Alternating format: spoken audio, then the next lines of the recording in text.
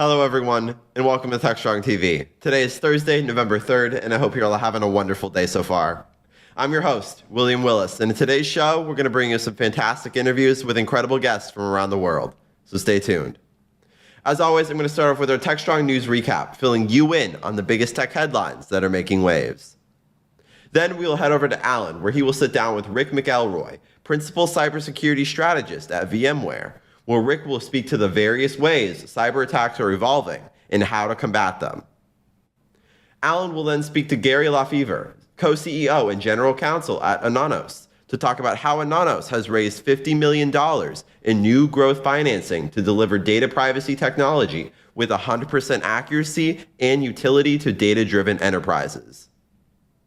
Then we go to Open Source Summit Europe, where Mike Vizard met with Daniela Barbosa, General Manager for the Hyperledger Foundation, where Daniela explained why the time for open source private blockchain platforms has arrived.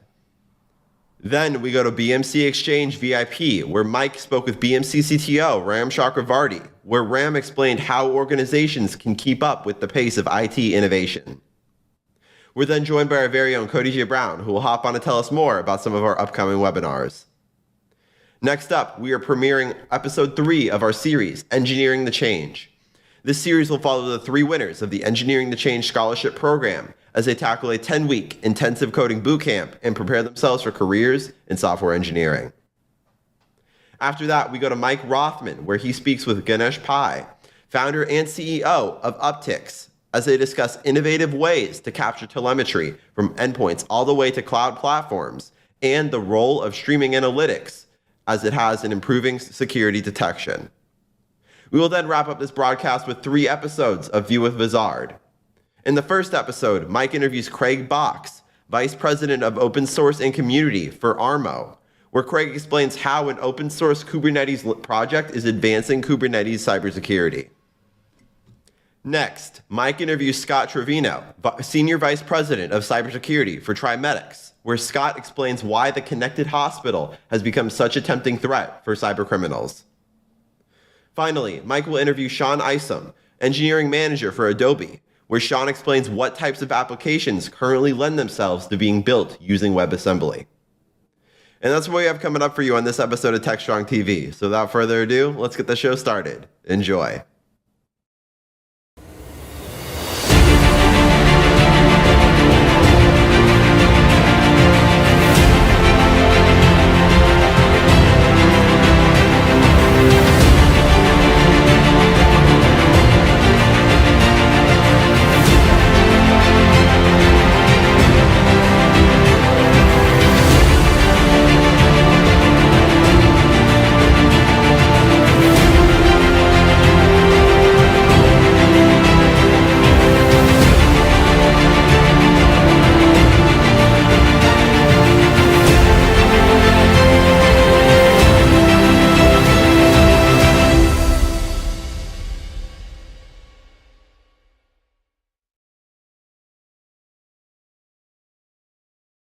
Hi again, everyone. Here are the headlines for November 3rd.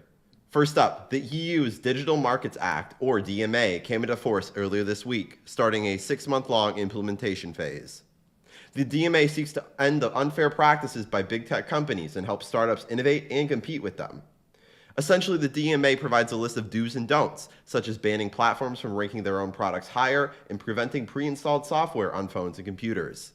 The DMA seeks to profoundly change the digital landscape, but has seen much pushback from big tech. The implementation phase will end on May 2nd of next year before the act is completely rolled out. Next, Toyota has announced its profits dropped 31% in the most recent quarter. What is to blame, you might ask? Computer chips. Toyota cited the shortage of computer chips as the #1 factor in decline in profits. Toyota has also said the company faces many other problems, such as rising interest rates, high material costs, and the ever-changing exchange rates. However, this isn't just Toyota's problem. The whole auto industry has been hurt by supply chain crunches from the pandemic lockdowns.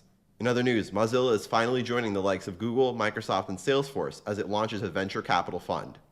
Mozilla recently announced Mozilla Ventures, a $35 million VC fund targeted at early-stage startups, specifically Series A stage startups. Mozilla has also stated it is looking for responsible companies that will push the tech industry in the right direction. While the VC fund is new, Mozilla has shown dedication towards responsible companies in the past, as it has invested in nearly over 20 companies in the past decade, and with this new fund, it plans to invest in many more. Next up, after a 12-hour public hearing, a Northern Virginia county has approved plans to build multiple data centers. The county voted 5-2 against opposition from environmentalists and conservationists. Zooming out, the number of data centers, which help provide the cloud computing, have grown dramatically in Northern Virginia. And while they can provide a huge revenue boost to local governments, they come with their downsides. Most importantly, environmental ones, such as the incredibly large amounts of electricity that is required to power these data centers, which shows the interesting dichotomy between technology and conserving the environment. On Container Journal, we have an article looking at what you need to learn to become a cloud-native architect. The article looks at the skills needed, how it is different from a developer role, and how architecting for cloud-native applications is different. To learn more, go to containerjournal.com. On Security Boulevard, we have an article looking at the recent GitHub vulnerability that lets attackers take control of a repository and infect all of the applications and code. Using this GitHub flaw, the article takes a look into the risks of open source and repo jacking. To learn more, go to securityboulevard.com. Finally, on Digital CXO, we have an article on how the University of Florida is using AI to boost the agricultural sector. Over the past year, the University of Florida has rapidly expanded its AI initiative and recently announced plans to build an AI hub at the Gulf Coast Research and Education Center to help solve agricultural problems using AI. To learn more, go to digitalcxo.com. And that's today's Techstrong News Recap. SecurityBoulevard.com is the leading resource for news, analysis, and education on challenges facing the cybersecurity industry. SecurityBoulevard.com covers all aspects of cybersecurity, including data security, DevSecOps, cloud security, application security, network security, security threats, and more. SecurityBoulevard.com has the largest selection of security content, featuring breaking news, blog posts, podcasts, and more. Visit www.securityboulevard.com to learn more. SecurityBoulevard.com, home of Security Bloggers Network. This is Techstrong TV. Hi, everyone. Welcome back to Techstrong TV. Our next guest today is Rick McElroy. Rick is with VMware. It's the first time he's been on Techstrong TV, so let's give him a welcome. Hey, Rick, how are you? Good. Thanks for having me. Pleasure to have you on. So, Rick, why don't we give folks maybe what do you do at VMware and a little bit of your background? Yeah, look, principal cybersecurity strategist for VMware Carbon Black. Publicly, I think you can think of me as the translation layer for what we're doing for security. And then internally with our customers and prospects, I really work as a trusted advisor to help them ensure what they're doing from a security operations perspective. And yeah, I've been in InfoSec for 25 years and I love it. And you'll often see me at Black Hat, RSA, or any of the major conferences out there. Us too. Me too. So, Rick, you mentioned, I think you called it VMware Carbon Black. So, obviously, Carbon Black was an acquisition by VMware. I'm going to guess it was, what, two and a half years ago? Yeah, spot on. And I think most of our audience knows VMware. Look, they pioneered the hypervisor, and Tanzu is a big offering, but there's many tentacles, if you will, many facets of VMware. Carbon Black being one of them. I would venture most of our audience knows Carbon Black from before VMware even acquired them. But for those who aren't, maybe they don't know Carbon Black, they're not up to date on where VMware is in market today. Would you mind kind of just doing a little level set? Sure. Carbon Black, we work at the endpoint, right? So cloud workloads, endpoint security, everything from application control to endpoint detection and response. We sort of pioneered that market, right? And I think as part of the acquisition with VMware, where are we going strategically from a virtualization perspective? I think it becomes keenly interesting the amount of data that a digital infrastructure can actually produce. And then, of course, that data can be brought to bear on the security problems, right? So having things like full inspection into hypervisor traffic, being able to correlate traffic from both the application and the process level all the way over to the network level put that context together, and then actually have higher confidence in what we're doing from a security operations perspective. So that's really, I think, what we're working on inside of VMware. Excellent. All right. Now that we got that out of the way, let's dive into what you and I wanted to talk about today. And that is, you mentioned endpoint detection and response, right? The bad guys, they're just, they're not dumb, right? They're like, deceptively like Mr. Evil, Dr. Evil, right? They're always coming up with crazy new stuff. And we've seen kind of a raft of new attack vectors, of new kinds of technology that they're using to hack in, whether it be to deliver a ransomware payload or something else. One of the kind of new kind of frontiers in this is the so-called deep fakes. Why don't you, again, our audience might have heard of it, they might not, they may think they know what it is. What are we talking about here, Rick? Yeah, so deep fakes, right? Essentially the ability to create synthetic humans. And there's two manifestations of that. I think the one most people are familiar with is the video version. So things like Tom Cruise that isn't Tom Cruise and Joe Rogan kind of put together, right? Or a fake Nancy Pelosi video that was put out. And so generally speaking, these deepfakes have been associated with external influence campaigns. So the ability to manipulate a mass group of people into doing something in the physical world, right? Well, we know that most people can detect those. The technology up until very recently was a little rudimentary. You have to throw a whole lot of compute and GPUs at it, right? Because you're rendering this video content based on other videos and pictures and all of that stuff. But it's gotten a lot cheaper.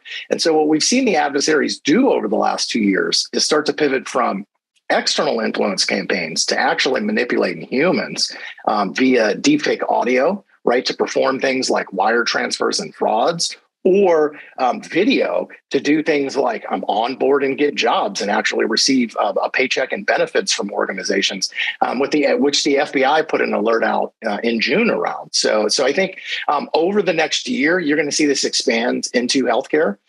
Certainly, I think with the omnipresence of telehealth, I think you're going to start to see medical fraud pivot towards deepfakes as well. Insidious little bastards, huh? In my mind, Rick, when I look at it, there's a couple of different categories of this.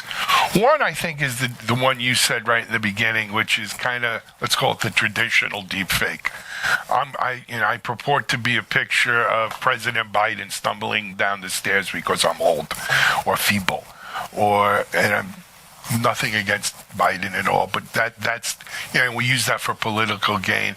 But it could be used for much more insidious stuff than that. But it's really, so what we're really doing is making a fake of a known person, and whether that's a political or public figure to use externally, or a private figure to use internally in a company, you're impersonating a known person.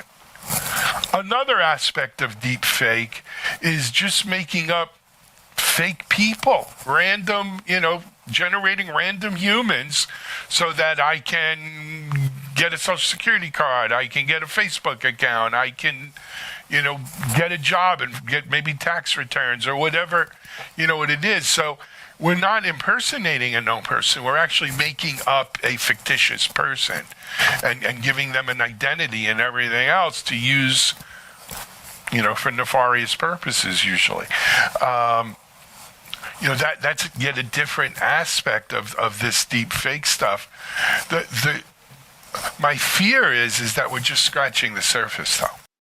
I think we are just scratching the surface. Obviously, we have our own observations. Those observations are based on our incident responders. So folks that deploy our technology after a compromise and a breach in over 500 engagements a year, or whether that's the telemetry that we actually collect, right? Which is petabytes of data that's ingested into our threat intelligence cloud and fused together, right?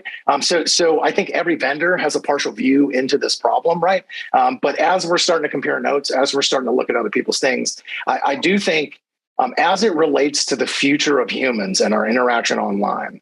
Specifically, as we start to move towards a virtual reality and an augmented reality world, humans are going to have to get better about discerning this because there is no real technical solution to this today.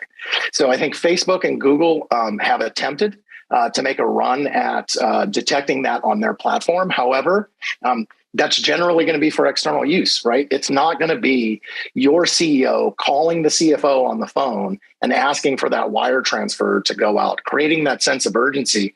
And oh, by the way, it sounds exactly like your CEO. And so I think for humans, there's a couple of things we can do. One thing for organizations, start to talk to your IT teams and your legal and finance teams today. They're the ones that are currently being targeted because they have access to money and to be able to do password resets and give out credentials and all of those things, right? And then come up with some very rudimentary ways to break this chain from the attackers. So as an example, Alan, if you were my CEO and I was your CFO, we could have our own challenge passphrase that we use and only the two of us know. So that if you call me to perform a wire transfer, I would expect to hear that language, right? And maybe we rotate that and we get a little fancier. But I think two-person integrity rule still applies when it comes to, transferring money out of an organization. You know what? I remember a Star Trek original series episode like that. Scotty needed the password from Captain Kirk before he would take down the phaser alert or something. It's real. I think that's an excellent idea. I mean, we're a little nothing company here, and we've already seen it where, some of our folks have gotten text messages that purport to be from me saying, hey, I need you to do me a favor. I need a gift card to give someone, or, little stupid scams like that. But they would be so much more powerful and effective if it was an audio message instead of a text message and they heard my voice. And then the ones that work fairly well are actually voicemails. Yeah. So because it goes through two systems, you have an identifier on your phone that says Alan called, right? He called me. And then I have a voicemail from Alan. Well, my phone is telling me. Sounds good, right? Who's going to question it? Yeah. Right. Yeah. That's scary stuff, man. Scary stuff. And here's the other thing that I think is scary too, is, this is a typical security scenario where we're going to catch up, but we're almost, by definition, going to be one step behind these folks because the technology continues to improve, right? And if we've got to put in catchphrases or something, we're back to passwords. Oh, what was the word I was using with Rick, right? I don't remember because I have a different word with Tom and a different word with Dick and a different word with Harry, and that I don't know how scalable that is my problem. Yeah, so that's a very fair point, right? And I do think the vendor community will have to innovate in this space again, especially as we get towards virtual reality and augmented reality. And so this idea, and if you look over our past threat reports, right, we've been talking about one particular theme in different manifestations, and the theme is manipulating reality. So if you go back a couple of years, you'll see we talked a lot about what these attackers and cyber criminals were doing inside of the environment to bend reality, messing with time, messing with logs, messing with data, right? Because what they want to do is hide, and they want to change your digital reality, right? Same thing for the humans, right? They're digitally trying to manipulate these humans. And so I think we as humans need to understand that this whole internet is a bad neighborhood, and there's a whole lot of people trying to scam us. And so I think we've got to come up with some better mechanisms to verify each other as a human entity and not as a synthetic entity. And then secondarily, you brought up a really good point earlier about these synthetic personas that are created. Well, look, I can go buy those on the dark web. And in fact, some of these personas make posts on gardening sites, right? So they have a whole digital background that comes with them that becomes very it's an identity. Yeah. And it's been years, and it's been running for years, and posting on Instagram and Facebook and all of these things. And so, that being able to discern that synthetic content from an actual human is becoming tougher and tougher as the days go on. I'm just listening to you talk about this and cringing, because look, there's your garden variety cyber thief who's doing this for financial gain. There's your hacktivist who are doing it for, and then there's your nation state actors who are looking to manipulate public opinion or influence things or break into things, right? I mean, the list goes on and on. It's some scary stuff. I mean, quite honestly, right? I've been in security a long time, and I always feel confident the good guys will win. We'll figure out some technology that, makes this not so easy. I just, as I sit here today, I don't see that technology, right? I don't feel confident in, well, where's that going to come from, right? Well, yeah, usually, and it's sad, and I think just it speaks to human nature, right? We usually have to wait for the losses to pile up before we'll make an investment, and so I think, given what the FBI said, I think given what we're looking at and talking to people about, and the pure volume that this is starting to be executed in, I would assume that you'll start to see some investment go into this space. But frankly speaking, Alan, while deepfakes are very sexy, fancy, I do think it's the future of fraud and scams as it relates to the internet. Basic things work all the time from the cyber criminals. Getting into someone's inbox and phishing them, and then running Mimikatz to get their credentials. Those are all things that happen all the time, and every day. And the orgs haven't stopped them, right? So I think, but look, there is some good news on the defender side, because I get to talk to a lot of them. We ask specifically about things that are working on our side, and I think if you look globally, there is a hot war that's occurring right now. We all know warfare is preceded and concurrently run with cyber warfare to take down infrastructure and interrupt the supply chain and do all of these things.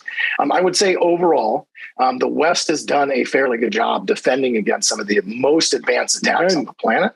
And so I think absolutely, I think that gives me hope, right? It gives me hope that those lessons are being applied to other NATO countries. Those lessons are being pulled back into vendor technology. The threat intelligence is being shared. But now we have to specifically start to look at this new manifestation of manipulation, right? Yeah.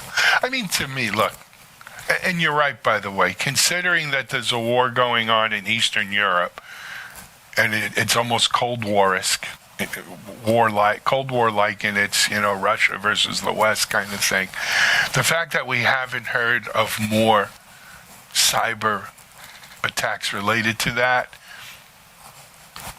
not that there haven't been attempts, is probably, better than we could have hoped for.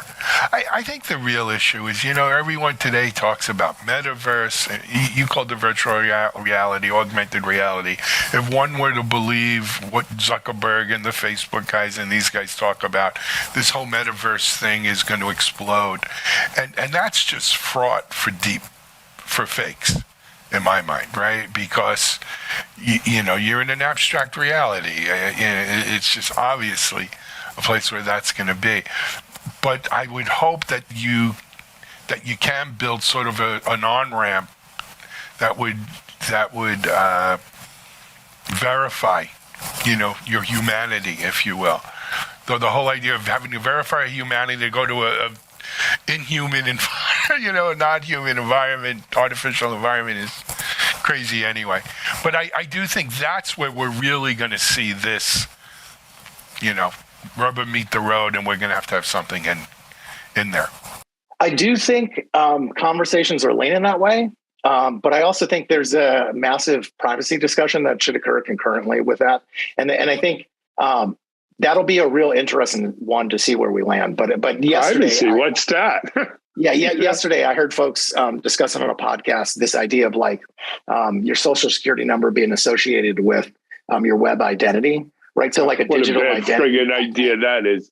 Well, and then I went, that's a bad idea. And then again, there's some, I think, privacy concerns as well. That being said, I think organizations and companies, certainly if you're producing something like a metaverse arena, you would probably verify identities very close to the way Ticketmaster does today and make sure you have ticketing and all of that Absolutely. stuff.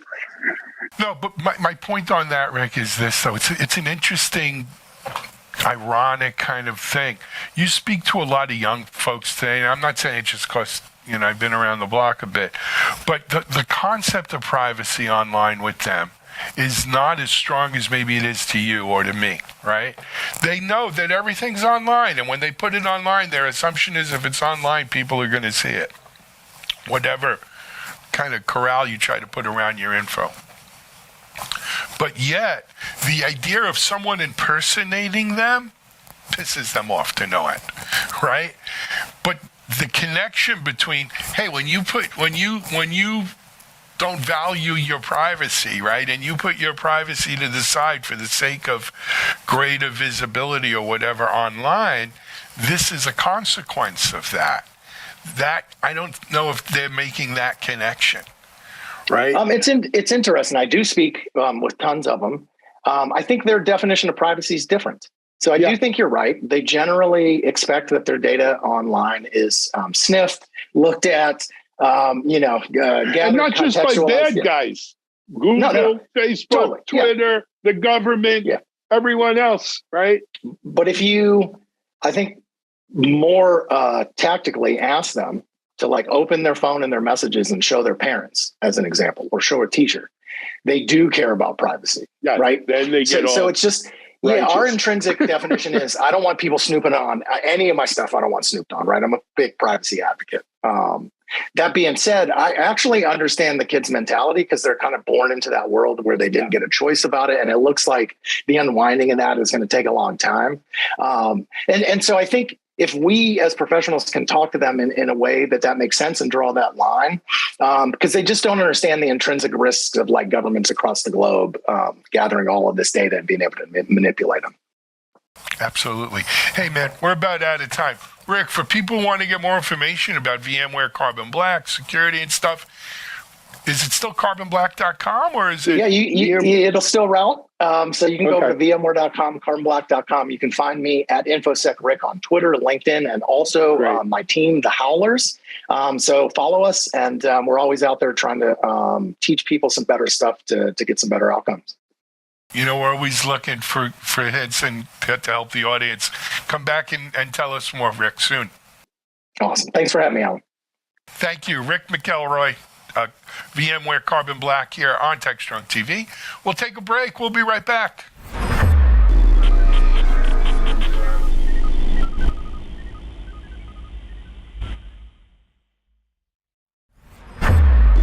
This is Techstrong TV. Hi, everyone. Welcome back to Techstrong TV.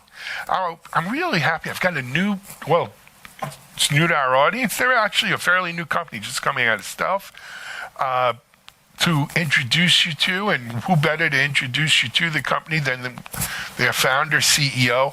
I'd like you to say hello to Gary Lefevre. Gary's never been on Techstrong. Gary, welcome. It's our pleasure to have you on. So Gary, before we even get into the company, let's talk about Gary because, I think we were talking off camera, sort of a similar path in many ways. Let's hear a little bit about the Gary Lefevre story. Absolutely. We had a great conversation before the interview started. It's really about the intersection of law and technology. And rather than viewing them as foreign nations one to another, the fact that when they can actually cooperate and accomplish new things, what it's made possible. Years, if not decades ago, it used to be content was king. Now it's data is king, very often driven by the need for more real-time insight and actionability as a result of COVID.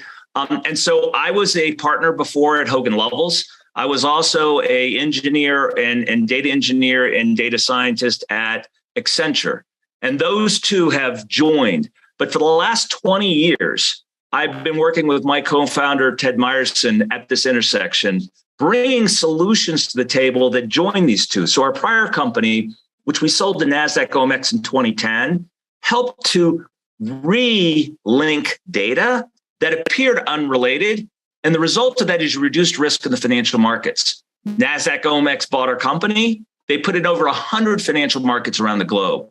And it's that awareness of both law and technology that caused us to found Ananos 10 years ago. Fantastic.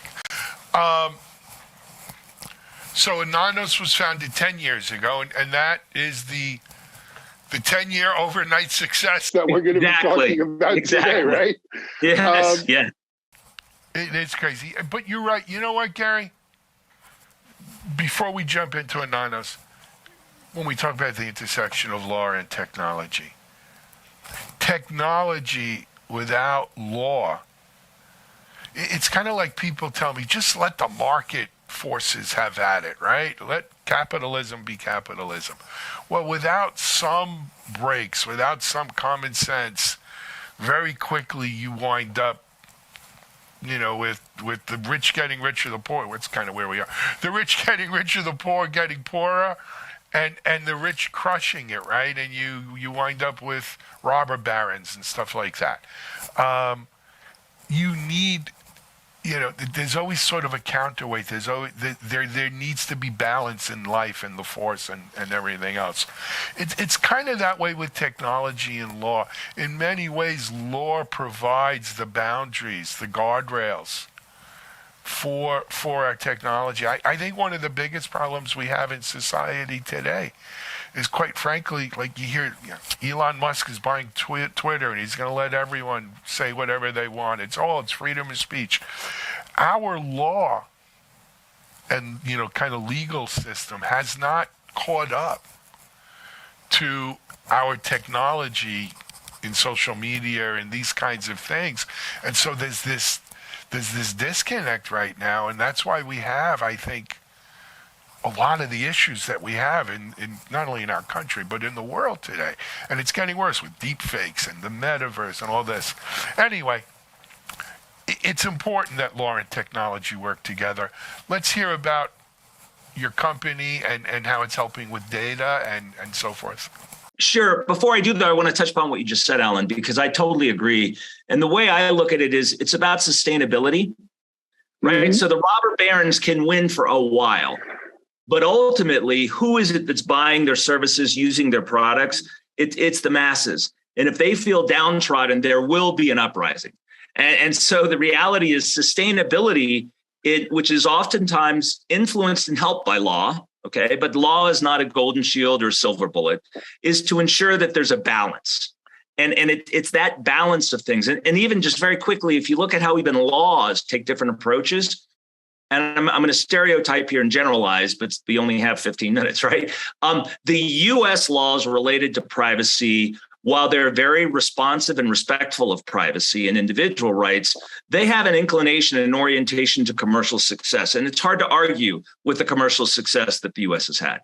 Compare that to Europe, which has seen a lot more atrocities at the individual level with the different world wars, et cetera. And there, they have more of a focus on fundamental human rights. And even between those two legal systems, the US approach and the EU approach, you have tensions. And it's this intersection of law and technology that can reconcile those tensions. And so that's what we set out to do with the Ananos. I mentioned earlier, our prior company, F10, relinked data that appeared unrelated, and in doing so, improved systemic risk in the financial markets. I don't know if you remember back in 2008, there was the flash crash where trillions of dollars were sucked out of the US financial markets in minutes because there were not controls. Those were the controls, right? Remember? I mean, it was scary. It was like, oh my gosh, what can happen? Yeah. Those were the kinds of controls that our prior company made possible in real time. And so when we sold to NASDAQ OMX, we were there for a couple of years and we realized, oh my gosh, there's a bigger opportunity here. Where F10 relinked data that appeared unrelated, what if we could delink data that was clearly related, and in doing so, selectively and controllably determine when it's revealed for what purpose, by whom? Had never been done before. That's why this is a 10-year overnight success, okay? We actually did a lot of research and development, whether what we were talking about was even possible, and realized there was a lot of controls to protect data when at rest, encryption, when in transit, encryption. But when you're actually making use of the data, all the linkages, all the identities, all the correlations and interrelationships are evident. But you know what? You don't need to see all of those for every purpose. So could you selectively reveal? That's what Anano set out to do. That's what we've done. We have a very broad IP patent portfolio. We have 26 granted international patents with another 70 plus data assets. But more importantly, our clients and everything from pharma to banking, et cetera, have proven that this enables them to make greater use of the data, okay, in a sustainable long-term manner, because it's not violating the rights of their customers. And more importantly, well, as importantly, it's not exposing them to liability with their contractual partners or lawyers or regulators or enforcers. Got it. I mean, well, you just said it right there. You know what, Gary, I'd like to dive a little deeper, peel some onions first, peel layers off the onion. But before we do that, I should mention, look, recent funding announcement for the company. I think the PR people would be upset if we didn't mention it. Why don't you tell the audience, share a little bit? We're very excited and proud of this financing because it's a true reflection of what makes Ananos different.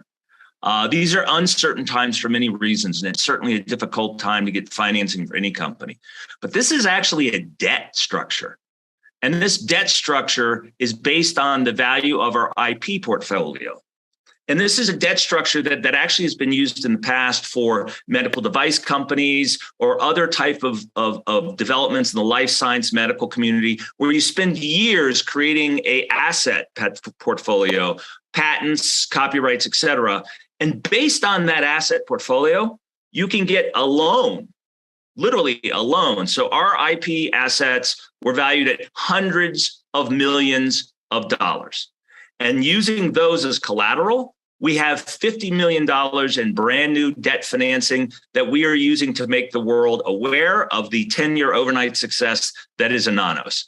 Aon was the coordinator of that. And basically what happens is they get insurance policies. They get leading global insurance companies that write PCI insurance policies against the value of our assets. And then Ghost Tree was the actual lender. So it's a very unique situation, but I would highly encourage it for any company that has a valuable IP asset portfolio. And of course, you don't give up equity. Correct. Or do you? Non-dilutive. Warrants or something, right? Yeah, very minor, non-dilutive. So we were very excited about it and would recommend for those companies that have an well-established IP portfolio to check it out. Absolutely. It's a great way of looking at it. All right. We got that out of the way. We made those folks happy. Let's jump back in. Let's jump back into Ananos. And, look, our audience tends to be fairly technical, right? Gary, how is this helping, affecting, changing? How where does this play in their lives? Yeah, so my guess is you may have sub-communities within your audience. You have the DevOps or the security, and then you also have the data users and innovation, right? And those two are groups that oftentimes see each other at odds, right? Because the data innovators, the CDOs, the chief innovation officers, they're tasked with using that data to drive value. Now, that can oftentimes be revenue immediately, and in other situations could be longer term values, such as life science research, looking for medical breakthroughs, but they're looking to use the data, right? Whereas if you look at the DevOps and the security guys, sometimes they're more concerned about ensuring that there's no downside, that the data is not lost. Well, that's great. I could lock up the data. I'm totally secure. I get no value. The tension is what happens when you're actually using the data, right? Encryption does not help when you use data. And I love it when people bring up homomorphic encryption, because I love science fiction as well, right?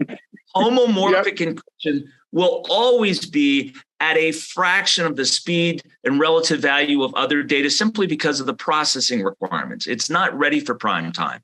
So in essence, realistically, encryption is not an answer. And perimeter controls are not an answer. because I want to make use of the data outside of the environment, right? So it's this tension. So what I would say to your technical audience of all different categories, what is your answer when you want protections that flow with the data wherever it goes? Outside of your organization, outside of your country, and when intercepted by parties that it wasn't intended for. That's what Ananos does. It protects data in a way that the protections flow wherever the data goes. You don't have to control the environment. You have inserted the protections into the data.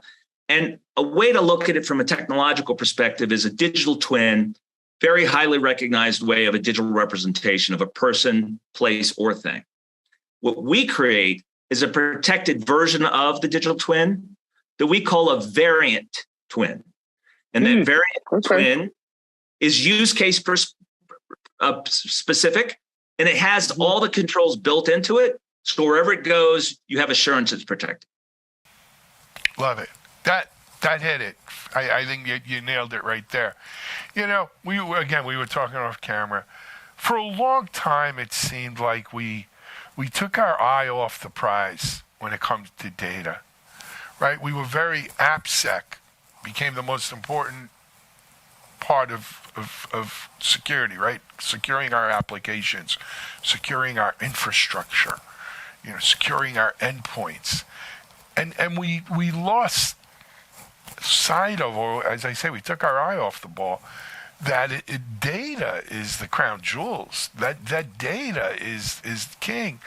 And securing that data is job number one, right? It has to be. Well, you want to say it's 1 and 1A with making sure that data is not fungible. It's not leaking. I don't mean from a security point of view, but I mean more from, hey, we didn't back up the data and the computer died or something. You know what I mean? But preserving and securing that data and then analyzing and making use of that data, right, that's the lifeblood of companies. It's not how many applications they develop. It's not what cloud provider they're on.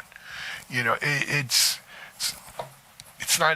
about what's in that data and making sure that data remains useful and secure and everything else. So, this is such a timely type of message for our audience out there. Alan, what's interesting, everything you just said is absolutely correct. The question I have for your audience is when they hear the phrase securing data, do they actually extend that term to while in use? So here, no, because I'm going to tell you something. We're a little pittance of a company here, right? We've been getting a lot from our bigger public sponsors, the third-party compliance tests and around security and so forth. And they ask us about data security. And there's two questions they ask. Do you encrypt data in storage? Do you encrypt data in transit? That's it. Right. Not while it's in use. Or while it's in use. To them, use means in transit, but that's not really in use. That's just moving it from one place to another. So no, I don't think most people are they lost sight of that. It's a shame. Yeah, and it's something we need to do. What's interesting, and if I'm not insulting you, I'm going to say we're both of a rough age.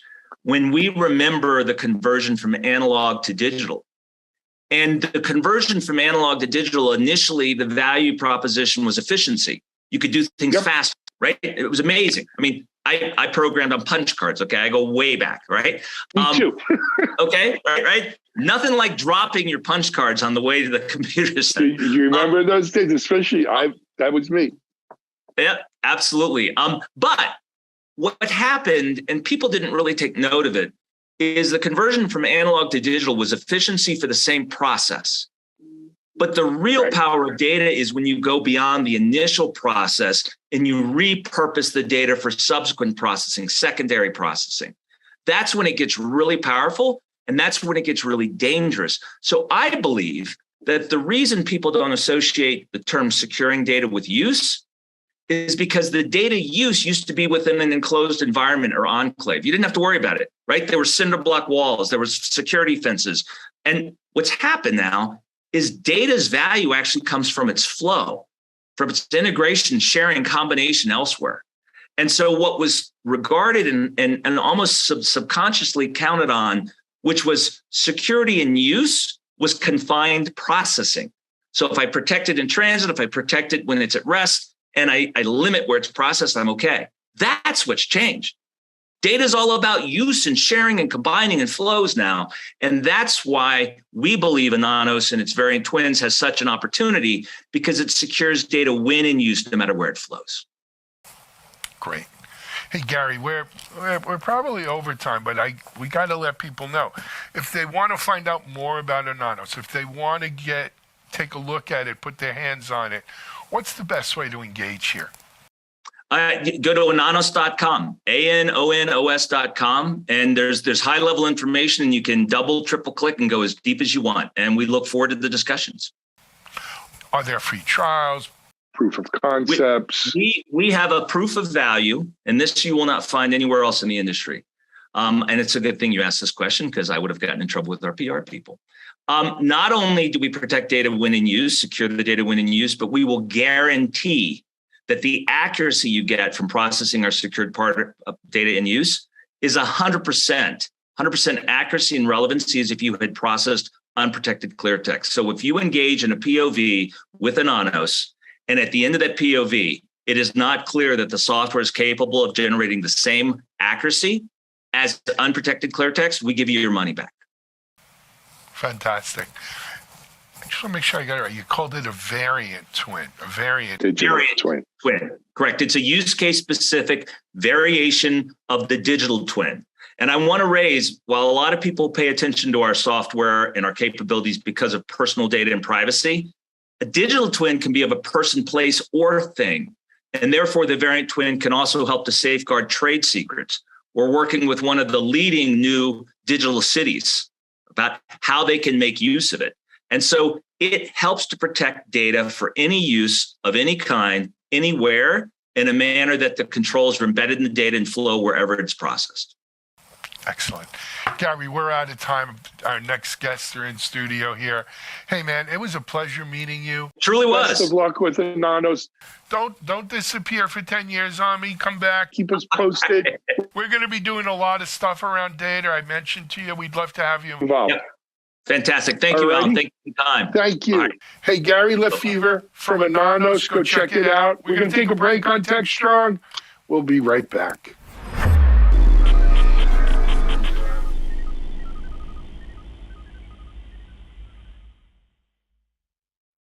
CISO Talk, to hear how real-world CISOs are dealing with today's real-world issues. From enabling secure remote workers to accelerating secure cloud adoption, defending against a pandemic of security attacks and beyond. CISO Talk covers the cyber topics you want to learn about. With your hosts, Unisys CISO Matt Newfield and MediaOps CEO Alan Schimmel, featuring a revolving panel of CISO cyber experts. This is where CISOs talk. Join us on digitalanarchist.com and techstrong.tv. This is Techstrong TV. Hey guys, we're back at the Open Source Summit in Dublin. This one's for Europe compared to North America, but we're also here talking to Daniela Barbosa, who's the executive director of the Hyperledger Foundation, and they had their own event here a couple of days ago, so we're going to be talking about all things related to blockchain. Daniela, welcome. Welcome. It's great to be here. I'm not sure that a lot of people know exactly what Hyperledger is, so maybe you want to describe that a little bit, because there's blockchain like Ethereum and that's more public, and that tends to get all the noise in the headlines, but it seems like enterprises are starting to line up more on a private blockchain. No, well, actually, enterprises are in the continuum of public and private today. Maybe in 2016 or 2017, enterprises were very focused on permissioned, private, distributed ledger frameworks. And there's big deployments of those against trade finance and healthcare and supply chain. Today, I think there's an actual continuum of companies that are very interested in public blockchain and the different layer ones, for example, that are out there in the different use cases. And here at Hyperledger Foundation, and we also had our member summit, so we had two events for the price of one. We had our members and our community really talking about true and proven technologies like Hyperledger Fabric that's been around since 2016 and deployed in most enterprise permissioned networks, but also in exciting new projects like Hyperledger Besu, which is an Ethereum client, number 3 on the Ethereum execution client list. 1 is Geth, 2 is Ergon, 3 is Besu. So we are really comprehensive of where the market and the enterprise is going with distributed ledger technologies and related tech as well, and identity, for example, and more. Is it your sense that most of these projects are moving from the pilot stage, or are they still in pilot, or are they starting to show up more in production environments? This varies by industry. It varies by use case. So, unfortunately, there's still a lot of people thinking that, blockchain is an answer to a problem that they don't have. So those, projects might start as a pilot and maybe don't go anywhere. But what we see enterprises, we see executives talking about the efficiency gains that they're seeing, the ROI gains that they're seeing within the implementations. It's not sexy, right? The media doesn't want to talk about it because it doesn't have some guy on the top talking about cryptocurrencies, and there's lots of great stories. And very often, you've been in an enterprise software space forever, right? Couple of things. One is you don't get the opportunity to talk about it because your corp comms people don't really want to talk about it. And if there's a word that is shaky or is a little bit scary in the marketplace like blockchain, most likely you don't want to talk about that, right? And you're building consortiums with hundreds sometimes of partners in these communities. So you have to have agreement from everybody to be able to talk about what you're building in these blockchain networks. The other thing is people are still worried about, I say this all the time, you go on a website, right, and you don't say, hey, this was built with a database, an SQL database, isn't this website amazing? You just use that website. You don't know what's powering it, right? We had Saudi Aramco talk about their use case in invoicing. They have onboarded 11 vendors since March of 2021. Now, these are vendors that they're spending a lot of money with, right? It's a Saudi Aramco. They are seeing efficiency gains. They're seeing their customers or their vendors using the application, but they don't talk about blockchain. They don't go to their vendors and say, hey, you got to onboard into our invoice portal because it's blockchain. No, they say, hey, we just built something that's more efficient, that allows us to reconcile invoices much quicker, and allows you to get money faster. Would you like to participate?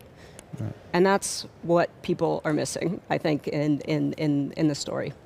Are these brand new use cases, or are they in some instances replacing, say, a traditional SAP ledger that they were using for some purpose one way or the other, but this wound up being a little more efficient because it's more distributed?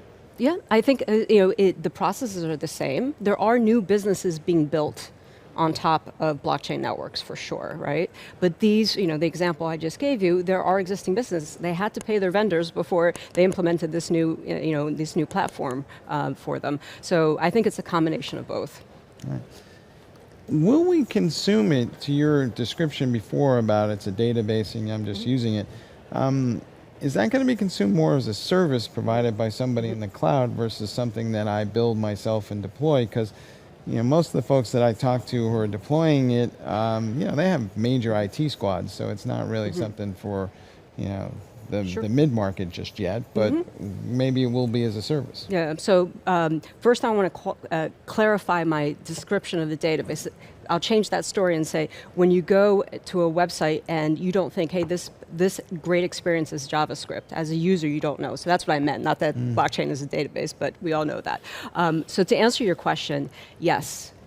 We need, networks will need to provide nodes as a service for a couple of things. One reason is there are certainly just some companies that are not large enough. They don't have IT departments that can run their own infrastructure, that can run their own node. So we're seeing companies like, for example, AWS that has blockchain as a service, and they're offering managed services on top of that. And there's many others. There's small and there's big cloud services providers that do that. So I think there's always going to be a need if you're going to build a distributed network that has multi, participant, small, medium, large. You're going to have to do that.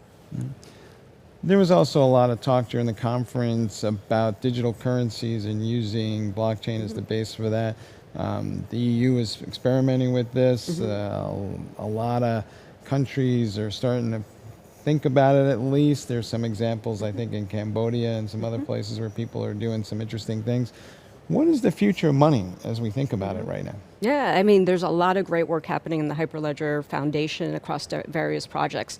Right now, in one of the workshops, the Banque de France, who just joined the Hyperledger Foundation as an associate member, along with the Central Bank of Cambodia, joining the Bank of England, the Boston Fed, the MAS. These are organizations that have developers and IT folks that are actually in the code, developing the code and the processes. So we've been tracking central bank digital currencies for about 18 months, and to see how the adoption of those projects are going. The first retail CBDC was in the Bank of Cambodia, the project Bakan.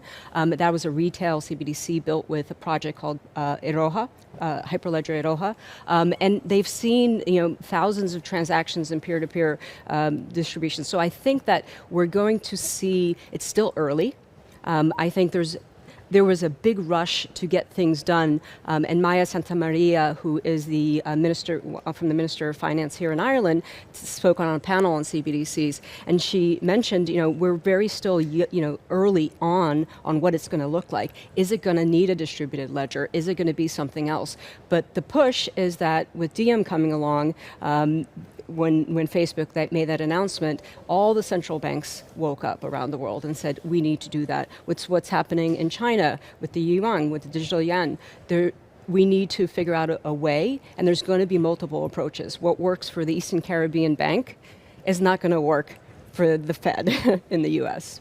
It seems there's also a lot of confusion about, well, if I have an immutable platform where all the changes can be seen by everybody, how do I deal with confidentiality? Because a lot of these banks want transactions that are, super, super private. You Sure. can imagine the Swiss might be having a conversation about this. Absolutely. So, are we going to try to strike a balance between these things, or how will we get there? Yeah, it's a myth that you can't have privacy of your data if you're participating in a blockchain consortium at all. I'll give you an example. So we have a project here at the Linux Foundation that's called OpenIDL. And OpenIDL is for insurance regulatory reporting to the states in North America. So every state commissioner of the insurance commissioner has a requirement that the insurance carriers report back to them the information around the drivers, who has car insurers, basically.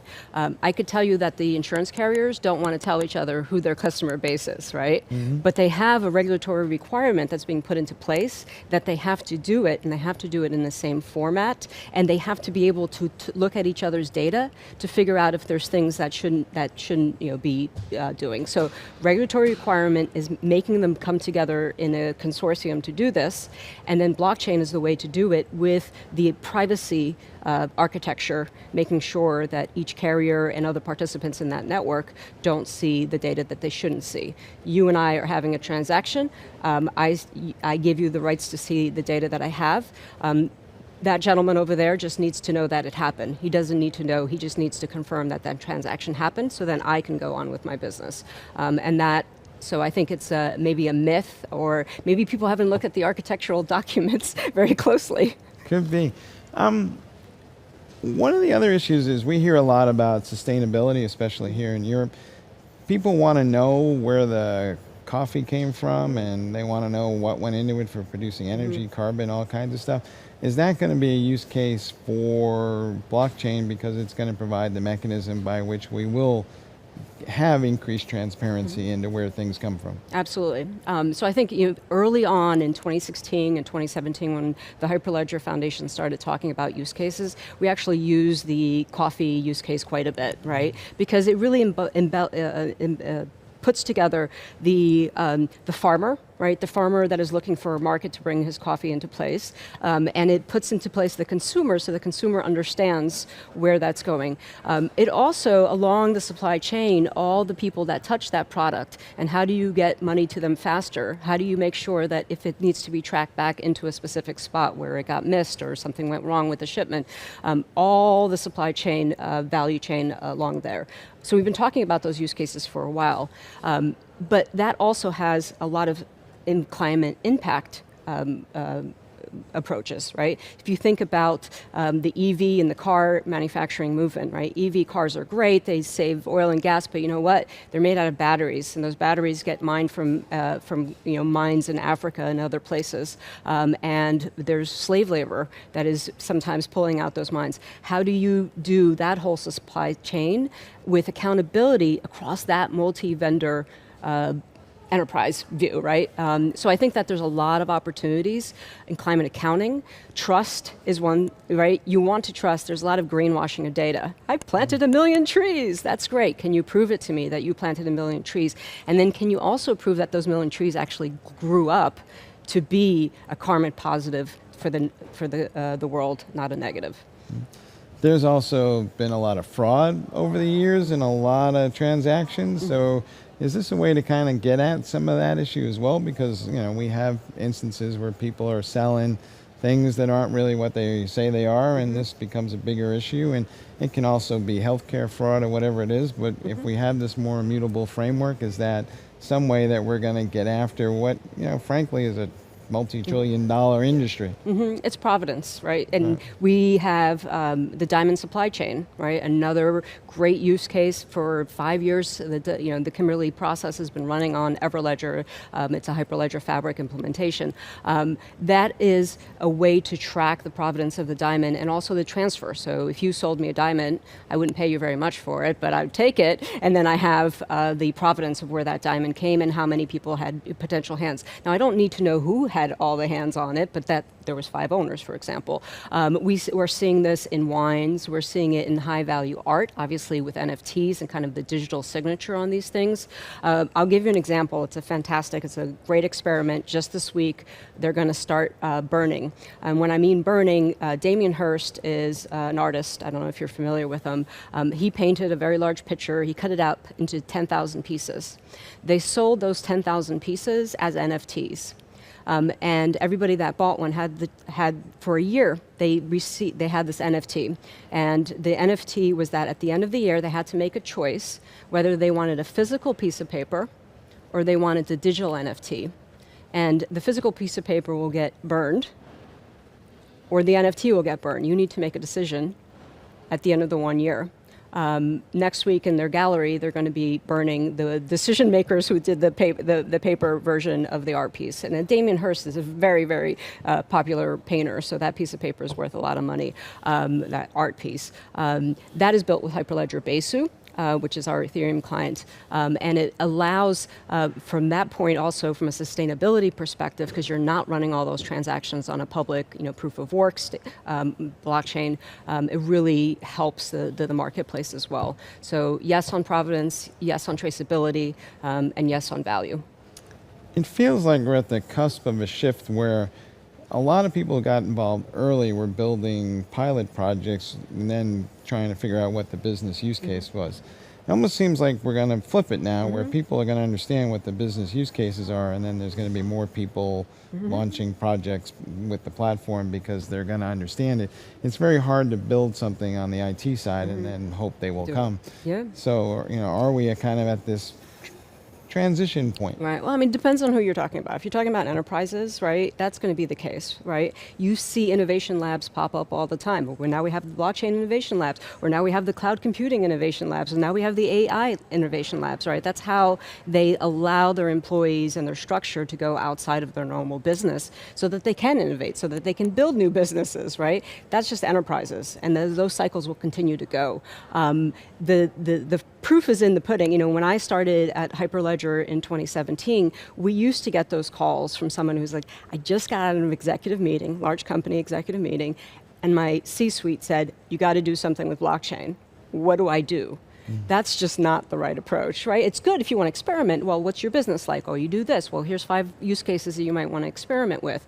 We have companies that run hackathons and have for years where they allow their employees to build solutions and come up with things that solve your business problems. Don't worry about what technology to use, and then bring it into a hackathon, and then we'll pick 2 to 3 to take it into MVP or POC, depending on the structure that it's there. That's the kind of innovation that enterprises need to do, whether it's with blockchain or any other technology that they're looking at, in my opinion.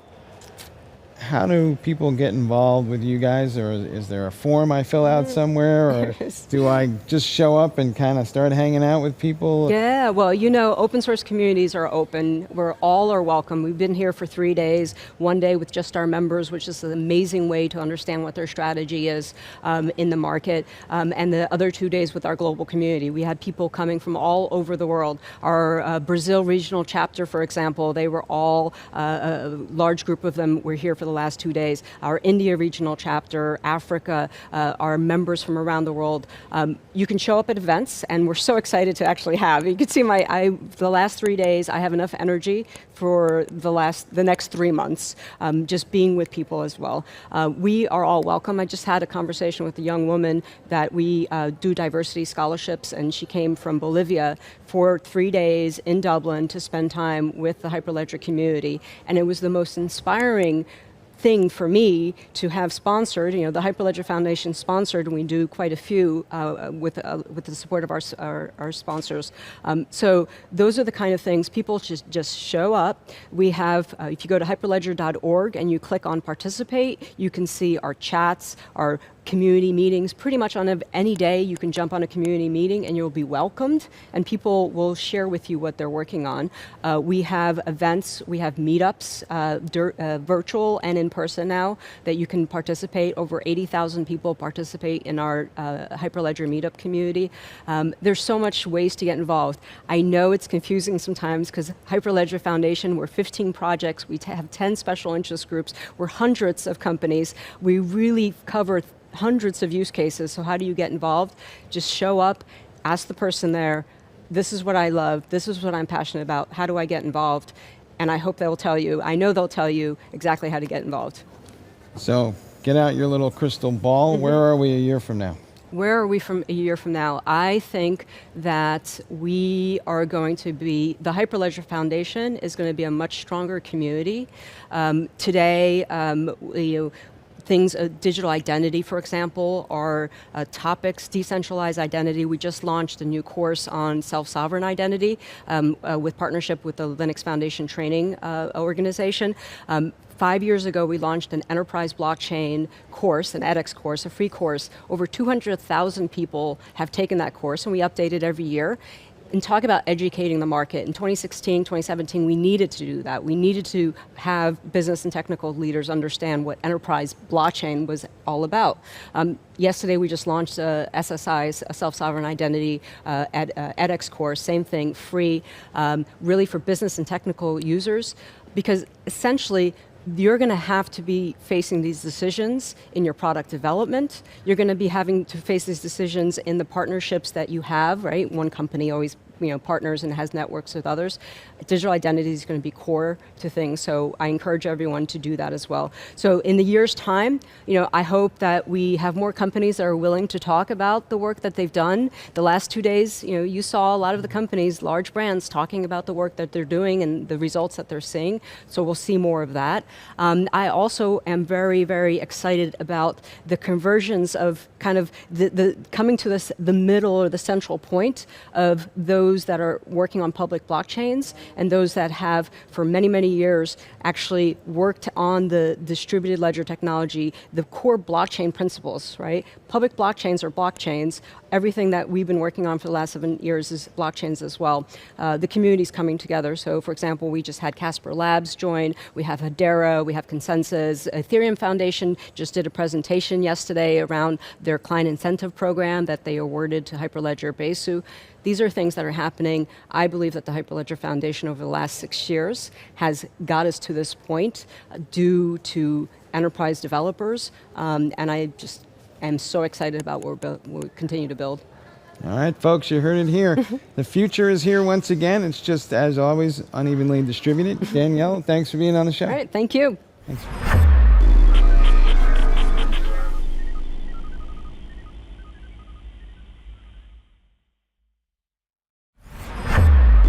This is Techstrong TV. Hey, folks, we're at the BMC Exchange event. We're talking about innovation and the pace at which it's coming. And the question I have for you, Ram, as we start out here is it coming too fast? Is it not? People seem to be struggling to keep up. They're like behind on several releases. Every time you wake up, there's yet another new innovation. And I don't want to sound like the guy who's telling everybody to get off my lawn. But the question is, is there some way to think about consuming this innovation at this pace that's different that we should maybe investigate more? Fair enough. That's a great start, and definitely not a softball, Mike. Yeah. So the pace of innovation is certainly daunting, but let's maybe define what innovation is, right? We are in an era where there is so much change being manifested by way of new technology, new and previously unavailable forms of data, the connectivity and explosive growth in devices and what have you. And what's happening is in organizations, our customers, the developers are basically, as an example, releasing a whole set of new apps and services at a faster pace. And they're using new technologies, ephemeral technologies. The operations folks have the burden of managing all of these, and they don't know about some of these new architectures. So how do you basically manage all of these, right? That's just one example of the challenge that we're facing from a whole bunch of things being thrust at us. To me, innovation without customer adoption is useless. So what we are focused on in BMC is basically what can we do to solve business problems with specific technologies that helps it easier for customers to adopt our solutions. Case in point, predictive service ops, which you saw a short video of, and a full-length working demo is available at the Marketplace Innovation booth at BMC Exchange. This is about bringing together an existing set of BMC products as well as new incubations that we've developed in the BMC Innovation Labs, bringing all of those together to help customers auto-manage these new applications and services rather than being overwhelmed by the burden of this proliferation of new technologies and a whole host of other things that they frankly cannot keep pace with. That's a philosophy. It used to be innovation was primarily driven by a single vendor would get a bunch of engineers together and something good might hopefully happen over a 3 to 5 year window. Are customers now coming to the innovation lab and participating in the development process more? And are you also, for that matter, seeing more open source software brought into this equation? And that kind of is the primordial soup for a lot of this stuff. Yep. All of the above is a short answer, but let me qualify it, right? We established the BMC Innovation Labs back in Feb 2020. Timing was impeccable, 1 month before COVID. And then no customer was coming to us because they had serious problems to solve. And innovation was, we've got existential things to solve for. You guys have some interesting ideas, but we're going to put a pause on it.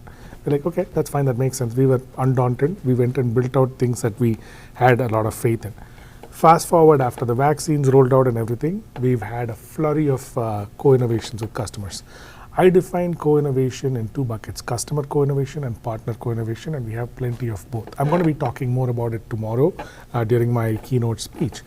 But the principle is basically the same. To your point about the one vendor versus multiple vendors or what have you, our philosophy is it's not just about BMC products. It's what is the solution that matters, that addresses the business problem that the customer is trying to solve.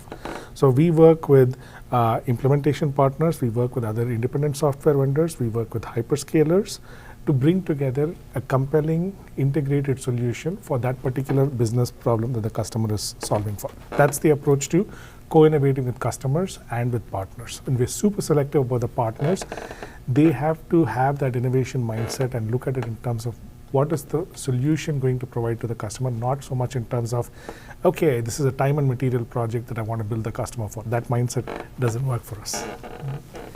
We've seen IT service management evolve many times over the last few decades. today we hear a lot about AI ops, DevOps. You guys use the phrase service ops, I think.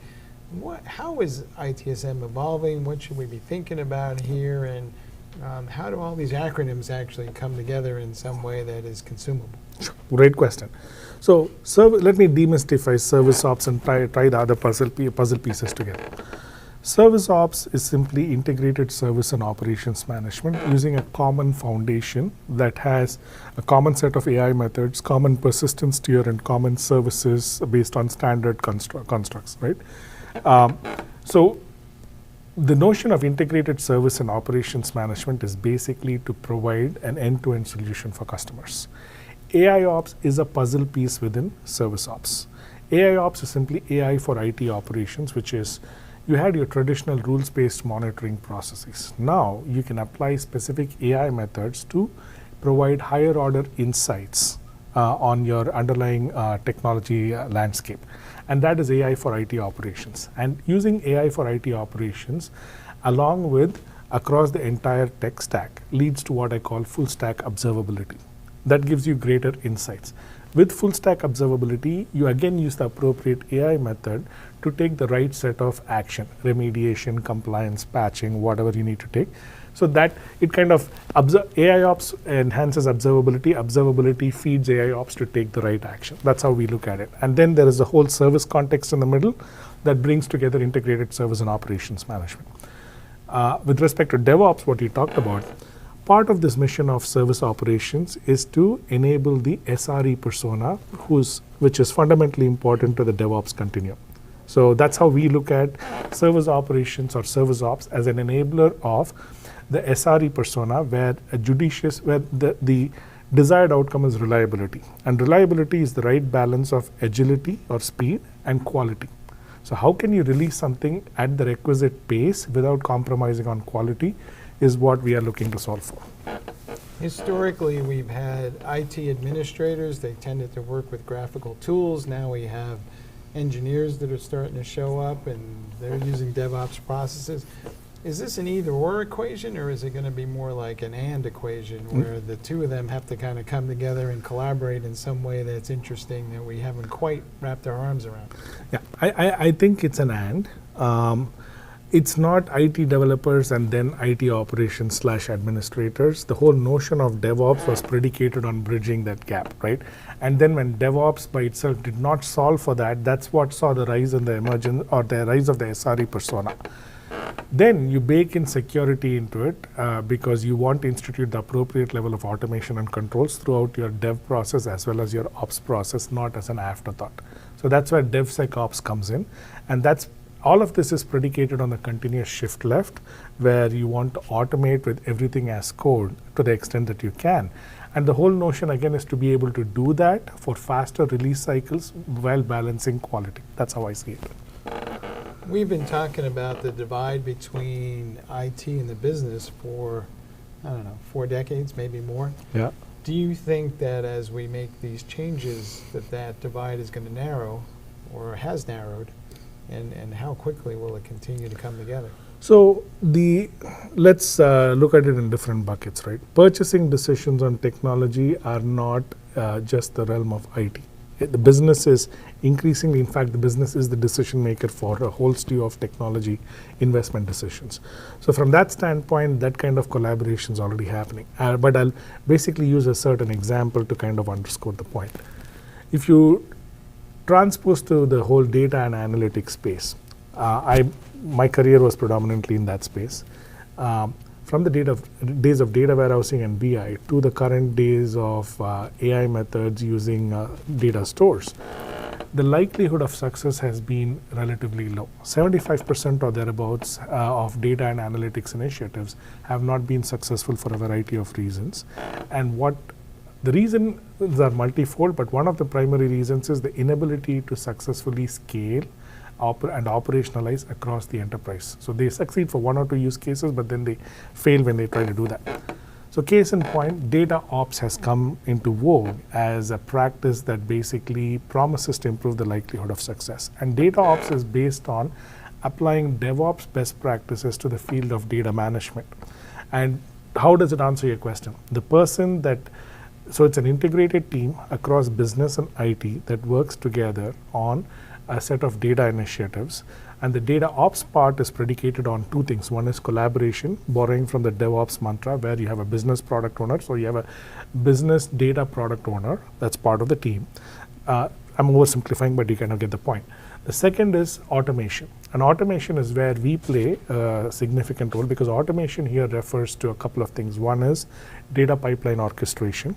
And we have Control M, which is the number one orchestration solution there, and a lot of customers are using it for their complex data pipeline orchestration. Second is the notion of business data observability. In other words, what is the line of sight that you have to data as it flows through the pipeline that informs your business person of the health, performance, issues, and what have you, and what insights can you provide? So that's what we are solving for. That will bring together the business and the IT folks from that plane. And that's just to illustrate the point of the broader set of must-have collaboration between business and IT that is necessary for success. Data management has always been a challenge. I know very few organizations that would get a good housekeeping seal of approval for the way they manage their data.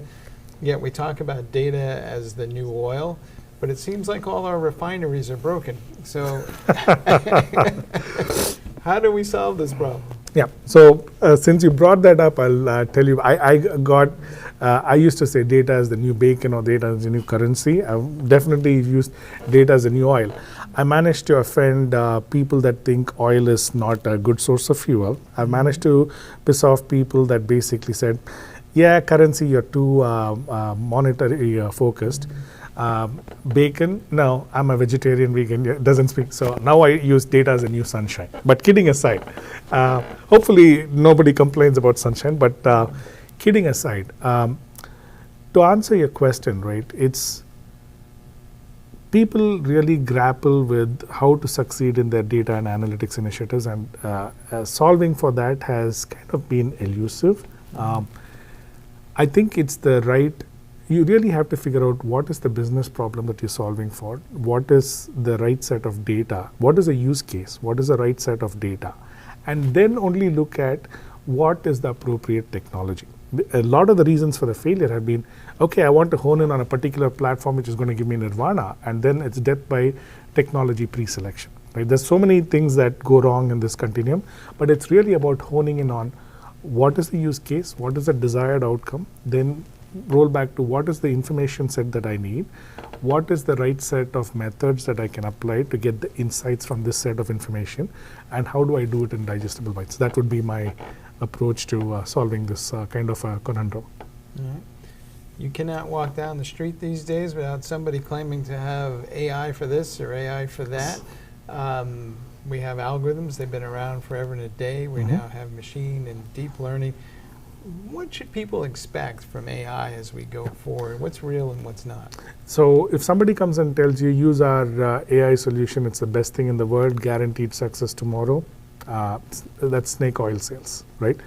What I would basically say is, AI is eventually going to improve upon your traditional approaches, but it requires a lot of help. There's a lot of training data. The methods have to be trained, and for that you require a lot of historical data. So the basic premise for the most part in many use cases, I'm not counting deep learning and a bunch of other things, but standard NLP or a bunch of traditional AI methods that are being applied. You have a set of historical data, you apply that, you have an AI method to solve a business problem, you basically figure it out or you program it. You apply the historical data as training data. The model basically learns, and then it starts looking at patterns. And then you apply that pattern recognition to your new set of data, and based on that historical data analysis, it's going to give you some results, whether it's correlation or whether it's basically detecting anomalies or a bunch of other things. Use the data. So my advice to customers is start slow, take one or two use cases, use training data, learn what you can. And you've got your traditional method, you've got your AI-based method.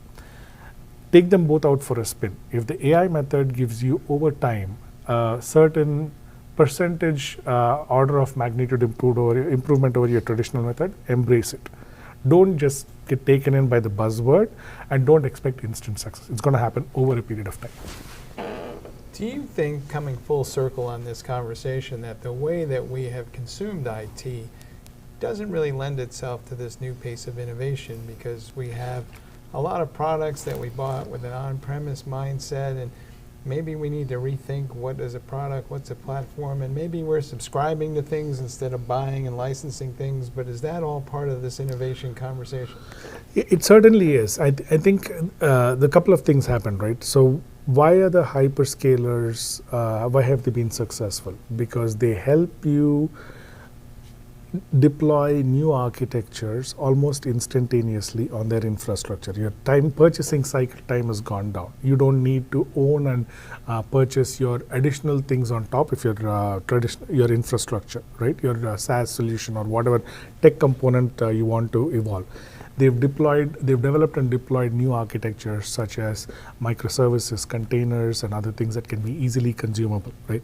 So with all of these, they've provided a mechanism for organizations to go and deploy things faster, which runs counter to the traditional IT approach of the last, maybe 10 years back, where, okay, let's identify a problem, let's identify a set of requirements, let's go through a procurement cycle, let's get something, and then we'll roll this out 12 years back. The pace is, you can't do that. That pace is not available. So you've got, in many companies, two camps, right? One is the fast-paced, and that's why digital transformation became what it is.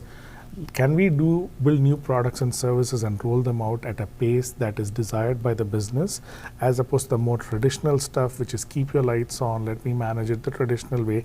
The two kind of coexist today, but I think the pace of innovation is going to dictate and mandate that IT moves faster at a pace that the business basically is screaming for. So when we think all that through for a minute, what is the one innovation that you're most excited about right now? The one that if you were going to the innovation casino, you'd place a bet on this and it said, this is a winner. So there's a whole slew of things that you can innovate on, right? It's about finding, for us, what is the right set of problem that we can solve that lends itself well to extending our knowledge but is still valuable to customers. And for me, that is edge computing and IoT. And the rationale is simply as follows, right? BMC has been helping the largest, most complex organizations manage their IT assets for over 40 years. We've taken that knowledge. Now, edge computing has come in as a new paradigm where there's been an explosive growth in devices and machines and components, right? Connected devices. And there's also been a significant increase in computing power. So the goal is to solve for managing those assets and harnessing that data at or close to the source of that data, or said otherwise, at or close to the edge. What does that mean? It's the same kind of problems for IT asset management, except that it is not in central compute, which is what BMC has done traditionally, but it's more at edge compute. So taking that knowledge for IT asset management, we're applying it to OT asset management, or operational technology, or edge devices. And we are gung-ho about that. It's the same set of problems: edge data management, edge analytics, edge automation, edge asset lifecycle management, all coupled with edge security. So that's what I'm betting big on. All right, well, that's where we are then. We're going to put everything on the edge and and it's not an edge or cloud, right? It's an additional deployment paradigm that adds to the already complex hybrid IT landscape, and you have to solve for it. But the point is we're now trying to process and analyze data at the point where it is being created and consumed. Yes. And that's a whole other ballgame. Absolutely. All right, Ram, thanks for coming back. Mike, thank you. It's a pleasure, as always.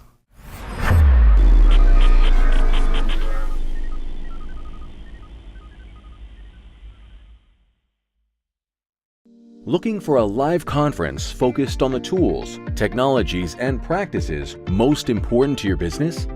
Innotech conferences are live one-day business and technology conferences highlighting the latest in trends for IT leaders, developers, and IT professionals.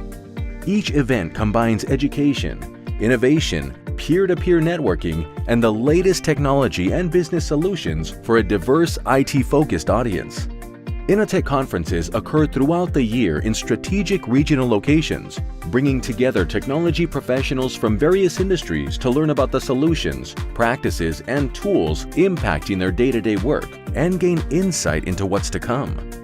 Presenters at Initech conferences are selected and curated to ensure each session provides the most up-to-date and relevant information without any hype. Whether you're interested in digital transformation, cybersecurity, cloud, IT leadership, or DevOps, Initech conferences deliver. 2022 events are scheduled to be held in Austin, Dallas, Oklahoma City, Houston, and Washington, D.C. Initech conferences are produced by Techstrong Live and powered by Techstrong Group.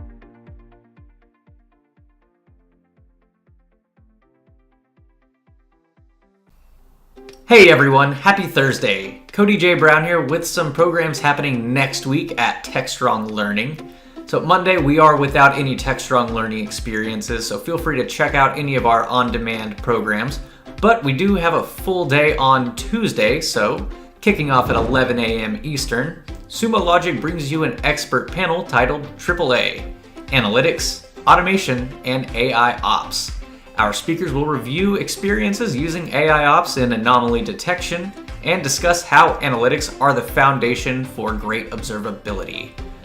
Following at 1 p.m. Eastern, Chronosphere is joining us on DevOps.com to tell us why distributed tracing doesn't have to suck.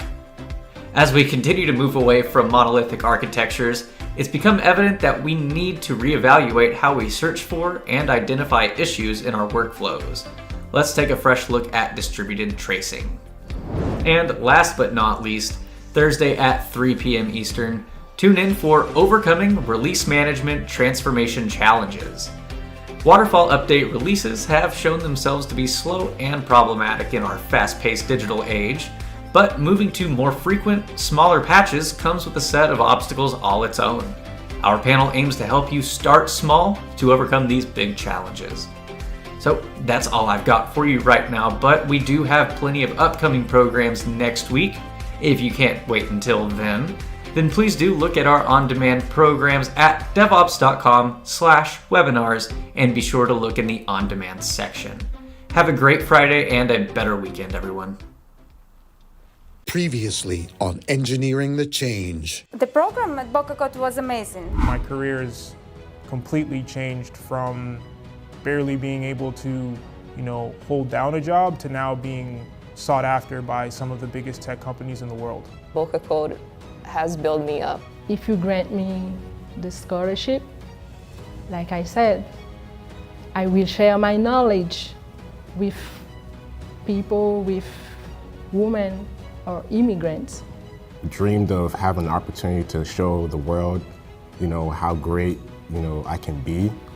I feel that anything I do my best in. So wherever I end up, I'm going to do the best I can to make sure I'm making a positive impact. So this scholarship would definitely assist me in changing the trajectory of my life.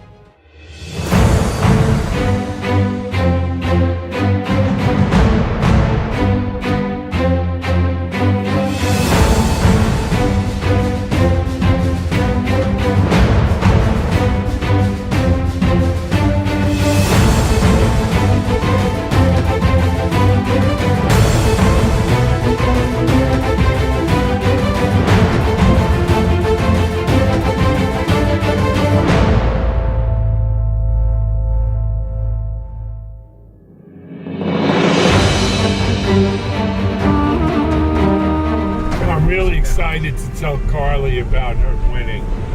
She is so pumped to really embark on her career as a software engineer. All right, Carly, we got the whole camera crew with us. All right, come on in, guys. We're coming in. Carly, I'm sorry, your name? Harold. Harold? Yes. So we're making this presentation of $10,000.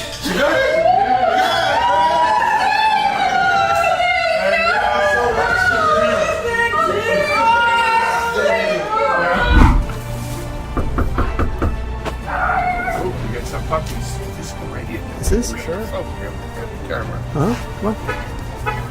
Puppies coming over here. Hey, how you doing? Donald, we're here. Hey, man. How are you? I want to present you with this. Oh, my gosh. We had a tough time. We couldn't pick the finalists. You guys are all great. You think you're going to be great engineers. So you're in. Oh, my gosh. Awesome. Thank you so much. This is a very awesome opportunity, and I look forward to strive for the best. Awesome. Thank you. You're going to be a great engineer, man. Thank you so much, Donald. You know, this was by far the strongest class of people we had who applied for the scholarship. We were able to get it down to 3 finalists, but then in meeting with the judges, we couldn't pick a winner.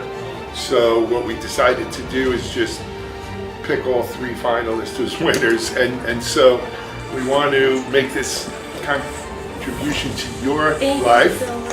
And we're going to award Stephanie Sanchez as one of our 3 Spring 2022 winners of the Engineering the Change Scholarship. Stephanie, congratulations. Thank you so much. Hey everyone, I'm Alan Schimmel, CEO of Techstrong Group. We are a tech media company based here in Boca Raton, Florida, and we have been for 8 years. I've been a resident of Boca Raton for 20 years now, and it's always been one of my hopes, aspirations, is that South Florida would become a tech hub. So we opened this program, it's called Engineering the Change, to underserved communities including women, people of color, but any underserved community in the tech space, right? When I look back, and we have some of the past winners here with us, and I look at the difference it's made in the community, in their lives, it's something to be really proud of. So, one of the things that Boca Code really takes is partnerships with companies like Techstrong and other local companies, because we need them to, to help support the school, and we need them to, to hire and interview our students as well. I'm going to introduce some of our past winners and just have them briefly talk a little bit about, how their life has gone since taking this class. When I received the scholarship, I had a lot of mixed emotions. I was scared but excited for this new chapter. I had worked in the tech industry, but I had never been in an engineering role. The people at Boca Code, Todd, who I affectionately call Coach, because I kind of think of him as the coach in a game, they guide me step by step the whole process. When I graduated from the cohort, I had over 10 offers from tier 2 and tier 1 tech companies, and I had my pick, which was the first time in my life I really had to make a choice where it was completely my decision. The scholarship changed my life really from 0 to 100. As I said before, I was in a state that I was really lost in terms of my career. I had a neuroscience degree from FAU, but I couldn't get a job. Once I got the scholarship and I did the 10 weeks at Boca Code, it completely changed my life to better, because now I have found actually my passion, which is not just tech, but being able to help women get into this field. Winning the scholarship was once in a lifetime opportunity to change my career. The program at Boca Code was amazing. I studied a lot of fundamentals of software engineering, and I proved myself that I'm capable of being a successful developer. At that time, I couldn't even imagine how I would need this job in 3 months when the war hit my homeland, Ukraine, and this salary of software developer gave me opportunity to help Ukrainian people in this hard time. So this year, we wound up with 3 finalists for the scholarship, and we brought them into our panel of judges, and each of the finalists were interviewed. And then the judges got together and we had to pick just one. We tried to pick just one, and we really couldn't pick just one. And there were 3 outstanding candidates. And so what we've decided is to give all 3 of them scholarships. First person is Carly Dorless. Thank you. Hey. Thank you for the opportunity. So I'll hold the check for you. I will do my best to be successful and to help other women and other people. Our next winner of the Engineering the Change Scholarship for 2022 is a gentleman named Donald Vizio, and Donald will tell you his story. Donald, come on up. Okay, thank you. First of all, I want to thank Techstrong, Todd, for introducing me to the scholarship. And, this is an amazing opportunity coming from Haiti. And I hope with this opportunity that Techstrong and Todd introduced me to, I hope to introduce it to others just like myself and give back to my community and show them that, software engineering is cool. It's not just for nerds. Our third winner for this year's Engineering the Change Scholarship is Stephanie Sanchez.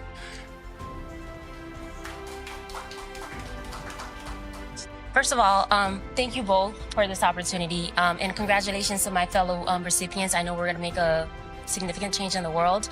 I come from a background of social work, and so I hope to be able to continue to put the people aspect in technology as we help others around us. I'm so grateful to be able to be a part of this. Thank you.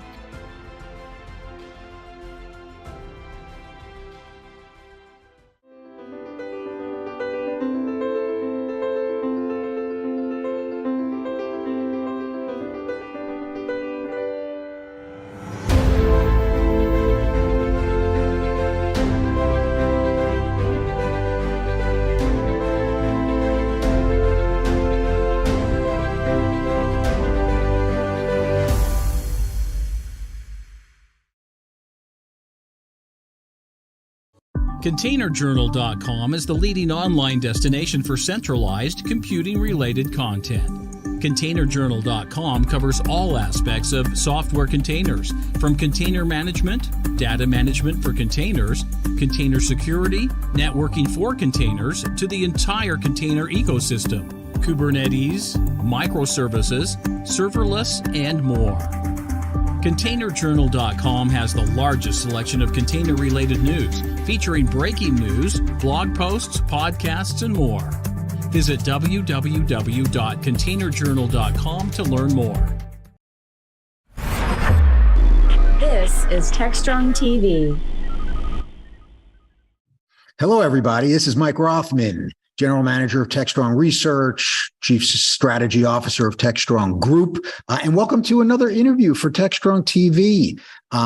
Today we have Ganesh Pai from Uptycs, and he is going to, again, give us a sense of kind of some of the evolution of security and detection around endpoints and security and their innovative use of OS query, and really how you scale up detection, especially from an endpoint perspective. As we know, it is challenging to get on top of all of our devices and really just to ensure that they're protected from all the threats that are out there. So Ganesh, how are you doing this morning? You doing okay?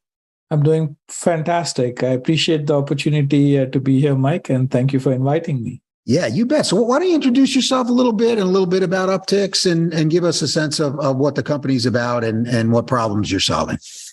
Absolutely. So a little bit about myself.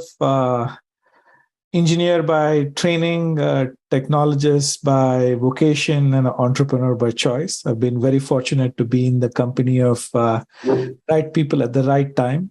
This venture, Uptycs, me and my co-founders, we got going in the summer of 2016. We were inspired by the notion of using observability techniques in the realm of cybersecurity based on our prior background. The venture today, as we speak, is 6.5 years old. And what we do for our customer base today is a unique approach to getting visibility into their security challenges and security controls they need to put in place. But in terms of measurable outcomes for our customers, what we do today is we provide risk reduction by looking into two important areas: threats and vulnerabilities. And we've pioneered a unique model where we use telemetry as a basis, collect the data, and then draw conclusions which have arguably high fidelity and efficacy as demonstrated by the growth of the venture. I'll pause here, but hopefully that sets the stage in terms of where we are today and what we've accomplished. It does. And a couple of the things you mentioned there, Ganesh, really kind of, resonated with me, right? And that's kind of the idea idea of both risk reduction and leveraging telemetry in a more kind of applicable way, right? Actionable way from that perspective. So I want to dig into that a little bit more. So what are the main data sources you guys are consulting? You know, how are you gathering that data, aggregating it? What kind of analytics are you doing? Since again, a lot of folks find that as one step removed from voodoo, right? You know, you're kind of sitting there trying to figure out how do I make sense of all this data that I have in order to get to a conclusion, right? To get to a prioritized idea of what they can and should be remediating. Now, great question. Before I get into what we do, perhaps you might be interested because, in other domains where there's a lot more budgets and dollars at stake, as in ad decision analytics and other realms, streaming-based analytics is the basis to make quick decisions so that someone can decide who gets to see what ads. We repurpose such high-fidelity techniques where you can look at data in motion from various asset categories and draw conclusions in the realm of cybersecurity. Today, if you look at the various attack surfaces one might encounter in a modern cloud-native organization, you realize that the productivity endpoint is the laptop. That's where arguably in many tech companies, software, the crown jewels of the organization are produced. And again, they get deployed into some kind of a public cloud as in AWS GCP. But a developer undergoes the act of, connecting with some kind of identity provider, connecting with GitHub to pull his code down, compile it, and then push it into cloud where the crown jewels, the software running in the cloud, generate the revenue or whatever for progression of that organization. Now, if you look at all the potential attack vectors which are represented in this chain of the arc of developer from his laptop to the cloud, what we at Aptex have pioneered is a unique approach to get the telemetry at scale from these attack surfaces and stream it into a backend. 6 years ago, our fortunes aligned when we got started. There was an open source instrumentation which came out of Facebook called as OS Query. What it allowed you to do is it allowed you to scrape the operating system endpoints to get information about static data. Over the passage of time, it could also capture behavioral data. And what you did with that data was analytics and conclusions, and it allowed you to extract that at scale. So we saw an opportunity to align with a vision that with so many attack surfaces, how can you use streaming techniques and backend analytics, which are very prevalent in the domain of ad decision, CRM, and other places, business process optimization as in SAP and Salesforce and others. And we chose the structured telemetry from these asset categories being sent to the cloud and do decision analytics there, right? So I'll pause you for a second. I know I said a whole lot. Yeah. But, if you'd love to parse that and I have specific questions, I can drill in further. I do, because it strikes me, and I'm very familiar with kind of streaming analysis and kind of the ability to make decisions in, I'll call it pseudo real time, because at the end of the day you always have some latency in the process from that standpoint. But one of the things that we talk about, especially when monitoring cloud environments, that you seem to be mapping to endpoints and a variety of devices is this idea of fast path alerting. So, and by that, what I mean is you have alerts set up in your cloud provider for specific activities, right? Use of root account, use of, kind of an overprivileged storage account, but something that, again, you don't want it to take enough, the time to go through something like CloudTrail or Azure Log or, Azure Logging, have to go into a SIM, do some analytics on that, right? That latency that you have in there, that 15 to 20 minute delay may kill you, right? So streaming and doing that on the platform gives you the ability to get that notification or that alert in front of somebody almost immediately. So it strikes me as you're doing a similar type of thing by leveraging OS Query from a telemetry gathering and aggregation standpoint and a streaming approach to ensure that, again, you're kind of looking for certain conditions in almost real time that would warrant almost basically instant kind of either notification or possibly even automation on the back end of that. Yeah, first off, you summarized it in a fantastic way. I should probably consider asking our head of marketing to see if you could just surmise so much from a few sound bites that I provided. That's fantastic. To your point, absolutely true. What's really happening is that in the traditional realm, you had a lot of intelligence either baked into the endpoint or at the source of telemetry, and then you generated alerts which went into a traditional SIM, and the correlation across the asset categories happened out there. Now, where we've flipped it around is that the actual endpoint is doing virtually nothing. I mean, it is doing something. It is capturing the telemetry in real time, but it's transmitting and it made available in the backend, to your point, in pseudo real time. And what that allows us to do is to do things at cloud scale at the backend, because each source of telemetry, whether it's AWS service provider using a connector or using OS Query as a sensor on an endpoint or a node of a Kubernetes cluster, what it does is it transmits the telemetry to the backend. And for us, we have the ability to look at the spectrum of telemetry in two different ways. Once, while it's arriving on the wire, we are able to extract signals and then store the data in a structured format so that we can use columnar compression and other big data techniques to do historical aggregation. But the signals which we extract from this telemetry while it is in streaming then allows us to use various graph correlation techniques to say that across asset categories or within an asset category, are there graph-based approaches which are leading indicators of malicious activity? Yep. Now, this has worked really well for us, because if you were to look at it from the side of how attackers tend to think, they don't think about the assets in silos, right? They're going to take whether it's the laptop is the weak link, or your CI/CD pipeline is the weak link, or your cloud service provider is the weak link. They're going to be continuously probing, right? So while the attackers are potentially doing that and they're not thinking in silos, traditionally, due to a wide variety of reasons, defenders have not had the good fortune of not thinking in silos and going across that complete arc from laptop to cloud. And that's the kind of innovation that we've bought, that complete arc from laptop to cloud. You've got data available both in pseudo real time, as you said, to draw conclusions, as well as on a historic basis and correlate.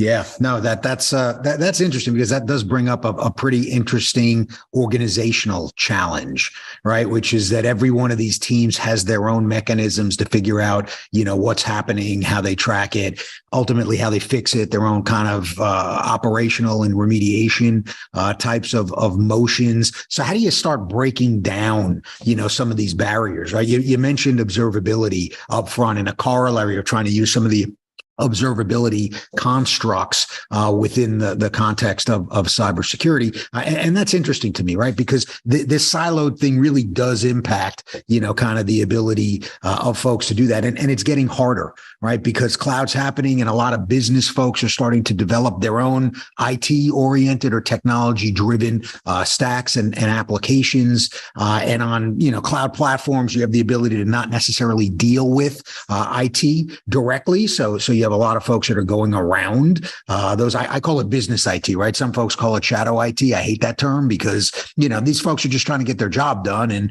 IT getting in the way. They'll just go around you if you're getting in the way and not providing productivity. But how does this approach really start to in effect democratize the ability for a lot of different organizations to really get their hands on some of the threat data and some of the threat perspectives, so that they can start to fix some of these things themselves? Great question. The last part of what you said is key. Data is at the forefront. When you convert the security problem into a data problem, which is to say that data is the biggest dimension on which you can tee off and draw conclusions, it creates opportunities for teams to come together. You can think of it in terms of a couple of dimensions. One dimension within the security organization, as much as they're under one umbrella, there is the prescriptive nature of security, as in vulnerabilities, misconfigurations, audit and compliance, things which are very hygiene-centric. They typically work off of static information to say that you have a password which has not been rotated or a disk encryption is missing, right? It's almost prescriptive and quasi-factual in nature, you fix that, then your hygiene improves. And then there is the part which is more behavioral in nature. Someone, due to like either loss of credentials or other reasons, has gotten into your machine as doing something nefarious, but it's a lot harder to identify because you look for behavioral trait, right? So within the security organization, there is two pieces of data that you can get, which is information about static configuration and behavioral changes. Now, this has extremely interesting implication to the other dimension which you brought up, whether it's the DevOps and the security operations or the IT and the security team. The reason I bring that up is if you were to take the same lens of data and say that this is configuration related data and this is behavioral data, the behavioral data sometimes tends to be of value for the DevOps team to figure out, is there a performance issue?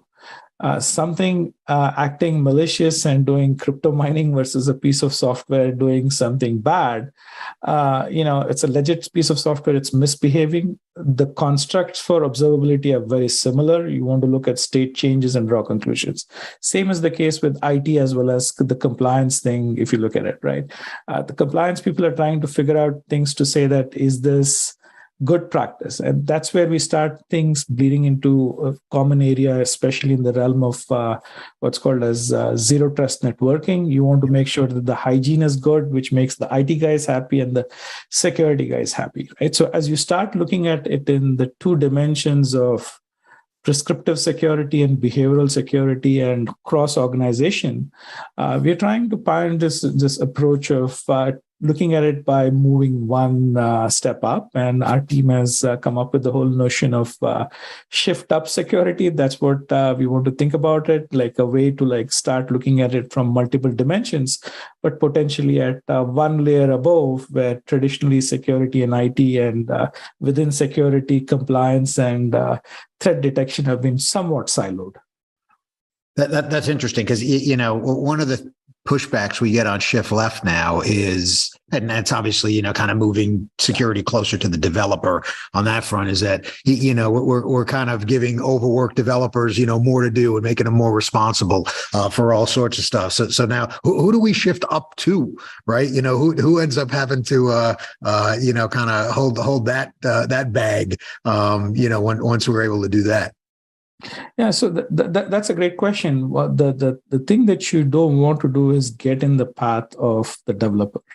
The nice thing about SaaS-based interactivity, and if you look at how a developer might do his work today, right? A routine act is to assert your identity to a provider such as Okta, and then connect to some, source code provider such as GitHub, and then pull a code down, do your work. And once you're done, you probably are using CI/CD to push your workload for validation, and then you might push it into the cloud. The really nice thing about this approach is that each of the service provider gives you three pieces of information, and it does so asynchronously without having to do anything in the path of the developer. While the developer is going through this act, you can, by talking to the APIs of the service providers, you can get information about the configuration topology. You can get information about audit trail, as in through the lens of the SaaS provider or the cloud provider, what changes did the developer do, right? And it also tells you where exactly did this come in from, and is in flow logs. So in an asynchronous mode through an API, you can actually observe so much and not be in the path of the developer, and yet help them out to say that, hey, here's something which might be leading to bad security hygiene. Perhaps we can collaborate and fix. Yeah, no, that's interesting. So as we kind of wrap up, Ganesh, one of the things, again, it just kind of strikes me that having a fairly open and widely deployed aggregation technology like OS Query, right? Combining that with all of the data that you can get from a variety of different places, in that stack, being able to aggregate that and doing, modern data analytics on that, and then combining that with, really streaming in real time to look for, certain deviations from what is either normal or, kind of would violate a configuration policy, does start to get towards this idea of, as you said, right, leveraging data in order to further our security outcomes, right, or better or improve our security outcomes. So did I kind of summarize that right? Did I miss anything, big? No, I think you summarized it really well. And the end goal is, while we help organization reduce risk, because that's the big reason why they are investing in a product and technology like ours, but where we enable them to make that happen is it allows them to do, better decisions around their risk. It allows them to go across their asset categories and, go across heterogeneous infrastructure, if you will. And then the last part is, this is somewhat measurable. There's this whole notion of mean time to resolution, which has been around for a long time. Yeah. But nowadays, there's a desire to have what's called as a mean time to know, because if you want to look at your misconfigurations of a S3 bucket or something, you might want to quickly have a graphical view to understand what could be out here as configured so that I can infer from that, right? The ability to know allows you to make informed decision. It's a little bit more intangible as in a resolution. It may not have a resolution, but knowing allows you to take actions and remediate things before things go really wrong. No, that's great. That's great. So Ganesh, tell us how to get in touch with your company and other resources that they may want to check out after hearing this interview. Yes, the fastest way to get in touch is through our website at www.uptix.com. We've got lots of resources out there. Feel free to reach out to us over LinkedIn or to reach out to us over Twitter. We've got a team who's very interested in hearing other people's perspective. And that, I would say, is the fastest way to get hold of us. Of course, my email address is gpi@uptix.com should people want to pursue that path. But otherwise, our website is the best starting point. That's fantastic. So I want to thank Ganesh. Appreciate your time today, appearing with us on Techstrong TV, giving us some perspective on, again, how we can start to get our arms around, more structured and useful collection of data, really from endpoint all the way through to kind of the cloud platforms where a lot of these applications are ultimately being hosted. And with that, this is Mike Rothman, and we will hand off to another great session on Techstrong TV. Mike, thank you. I appreciate the opportunity to be here.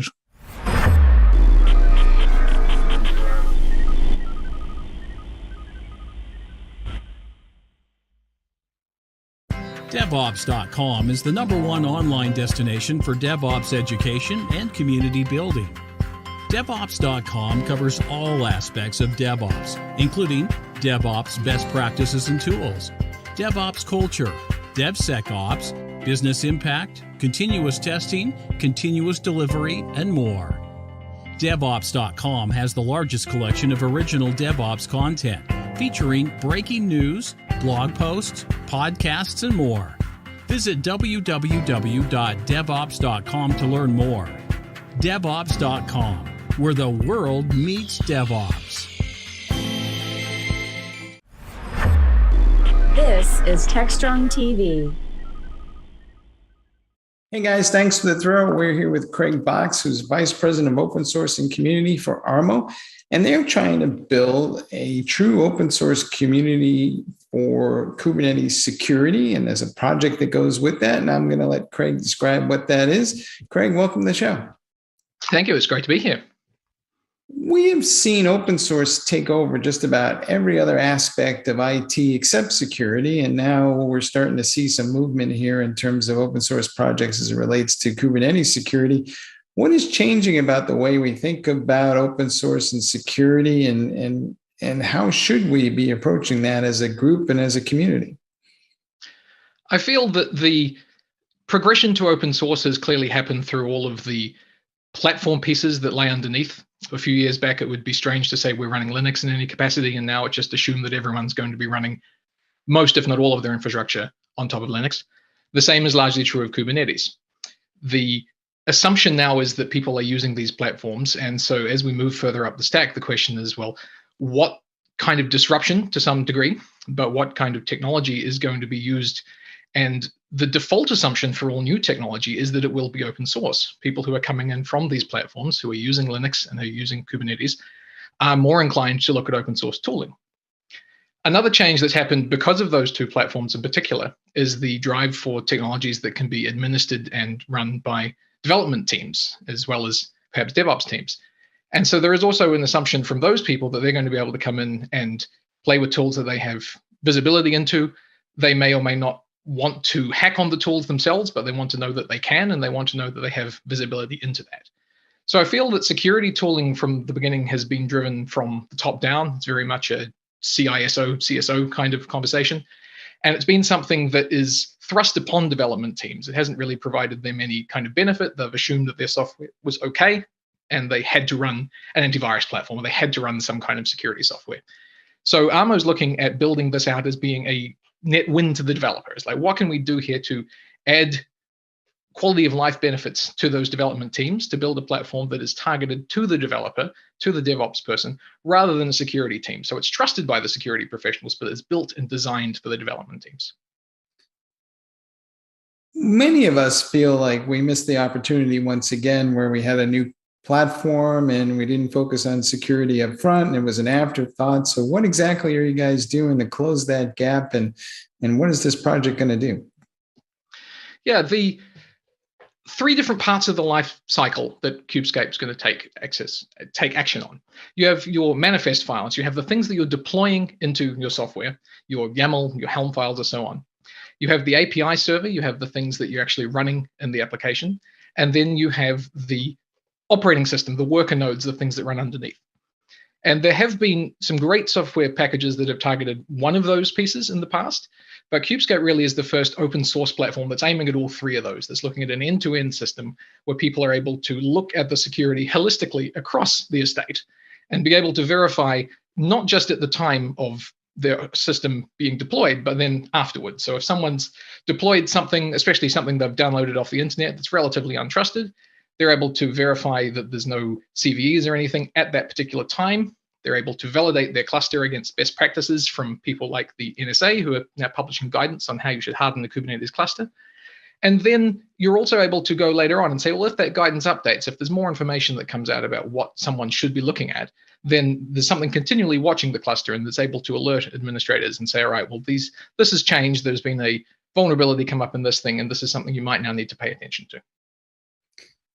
Is the responsibility for security shifting? We hear a lot about the quote unquote shift left, but all the way to developers. Some people wonder, because most developers I know, when the security course came up as an elective, they basically didn't take it. So, or is it more a question of leaning left and we're just trying to put more guardrails into, say, the DevOps workflows so people don't make mistakes? What's our goal? It can be either. I think the easiest way to answer that is to ask about administration and infrastructure.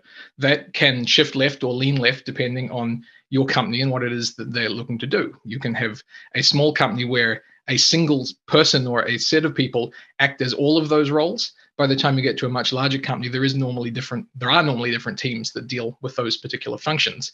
But it is good to be able to move that to be something that's earlier, something that is either thought about earlier or at least is guarded in such a way that people don't need to worry about it. As we move to having more people deploy and manage their own workloads, the developers who are responsible for building something are the best people to maintain it because they know what it is. There's no handoff to a different team or teams around the world. It's best to have those people manage the software because they are the people who have the most understanding of it, but also they are the people who have the best incentive. Like if you know that something you build, you're on the hook for maintaining it yourself, then you put more care and thought into how it can be maintained. See. How big is the community today, and what's your ambitions for it? Is it part of a consortium today, or will it be part of a consortium? What are you guys thinking? Yeah, I'm just about to start this role, and my experience is that having spent a lot of time evaluating software in the community, that I'm really impressed with both Kubescape and how Armo is positioning it. It's something that's really easy to get started with. It is part of their commercial product, but it is fully open source. And so we're looking to be clearer about the differentiation between that. There is a commercial product. We don't necessarily want people to have to know about that or use it to get value out of the open source. We also want to see people be able to take the open source Cubescape project and use it with various other open source projects. I've been working a lot on Istio over the last few years. We see a lot of people adopt that as a security platform. So I'm looking in my new role as to how I can build partnerships with other teams and how I can make it an easy fit for people to run these things together. I'm looking at how we can grow the community of people who are passionate about having this here. And I'd say it might be strange to think of someone being passionate about running security tools, but having people who trust and understand that this is the right thing. It is in the process now, Cubescape is in the process now of being proposed to the CNCF. Part of the project, part of the thing we need to unravel there is that relationship between the commercial vendor. We've seen people in the past who have tried to brand their company as being enterprise product name, for example. And so there's no real clarity in terms of how to do that. And so one of the things that I'll be looking at is how to maintain an identity as the creator of a project without necessarily being tied to the name of that project in the way that you are when you own both of those pieces yourself. Trademarks are tricky these days. Indeed. We have seen a lot of conversation about open source software security in general. There's been no ends of meetings and commissions. You live in the open source security space of cloud native. Is there something that community can do to help the rest of the open source community wrap their heads around all these issues? Because the rest of the community is made up of, outside of the Linux group and a couple other projects, it's typically a small handful of people that are trying to figure out how to secure something like Log4j shell, and they need all the help they can get. So is there something to be done here? There's a couple of touch points, and it's a bit glib perhaps to refer back to an ex-KCD comic, but you will have seen the one where there's a big tower of bricks and there's one little tiny piece which says this piece of open source software is part-time maintained by someone in Nebraska who does it on the weekends. And if that person takes the wrong week off, for example, the entire internet falls over.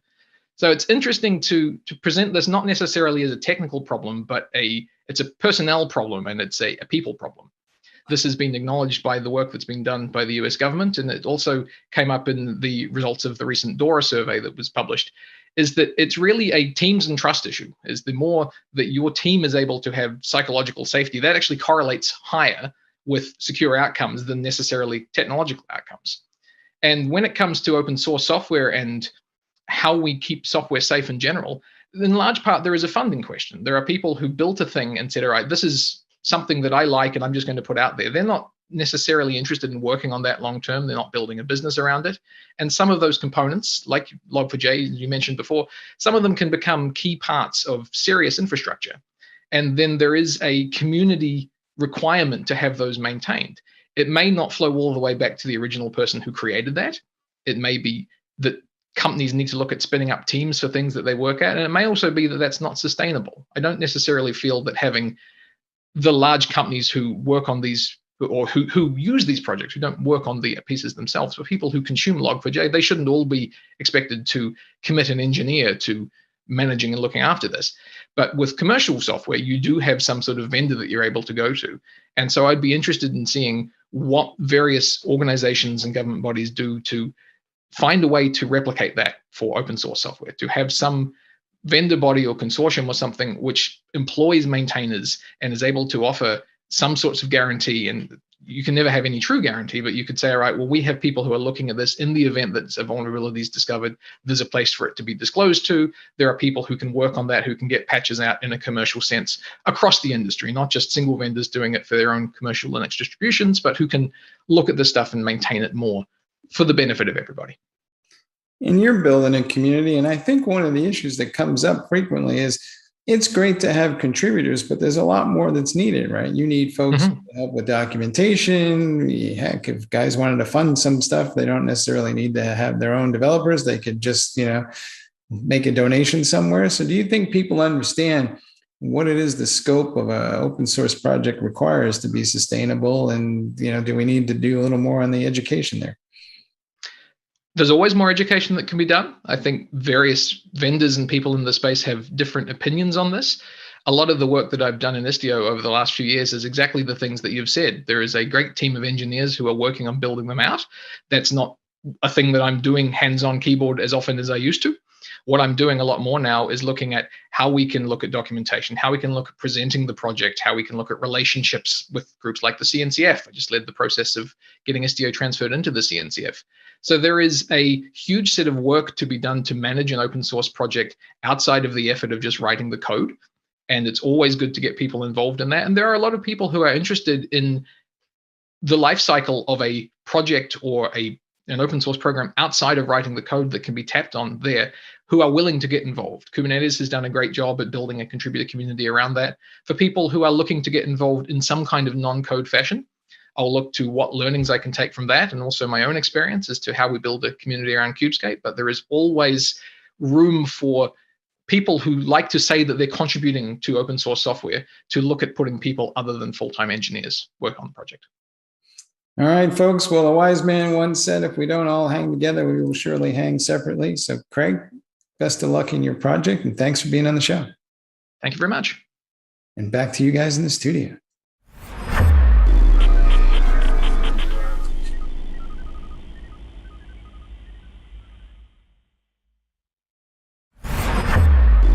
This is Techstrong TV.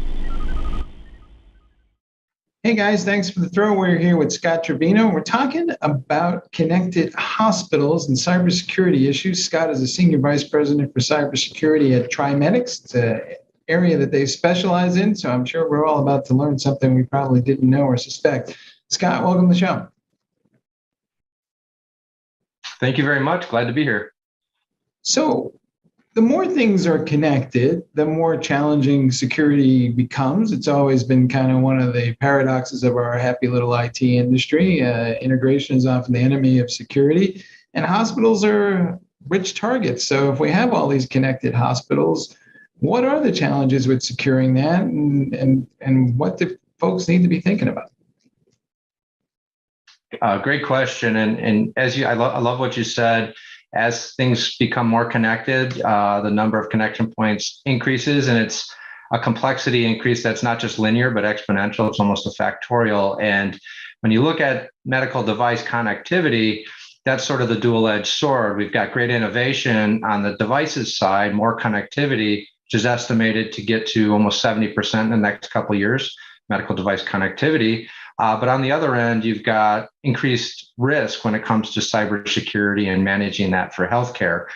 So that's kind of at the heart of the risk discussion around cybersecurity and connected medical devices. And then when you look at healthcare as a whole as one of our critical infrastructures, it is one of the most highly, if not the most highly exploited portions of our critical infrastructure, and has significant opportunity to evolve and improve.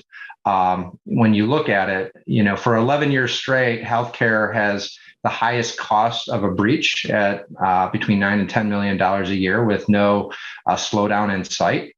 And recent data shows that at the end of last year in Q4, globally, the number of attacks per week has increased almost 70% to 830 per week. So there's a massive opportunity here to address. And to put it in perspective in terms of connectivity, I said 70% of medical devices will be connected over the next couple of years.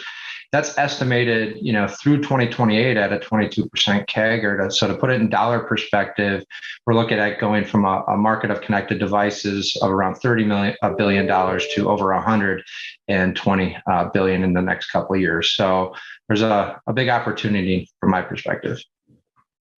Hospitals, of course, are dealing with ransomware left, right, and center, but are they prepared for this security challenge around connected devices? Are they thinking that through? Or is it just kind of something that, we'll deal with it when we get there? So what I would say is that there's a wide spectrum, just like any industry or any group. I would say as a whole, healthcare has really pivoted over the last few years to realize the significant need for cybersecurity.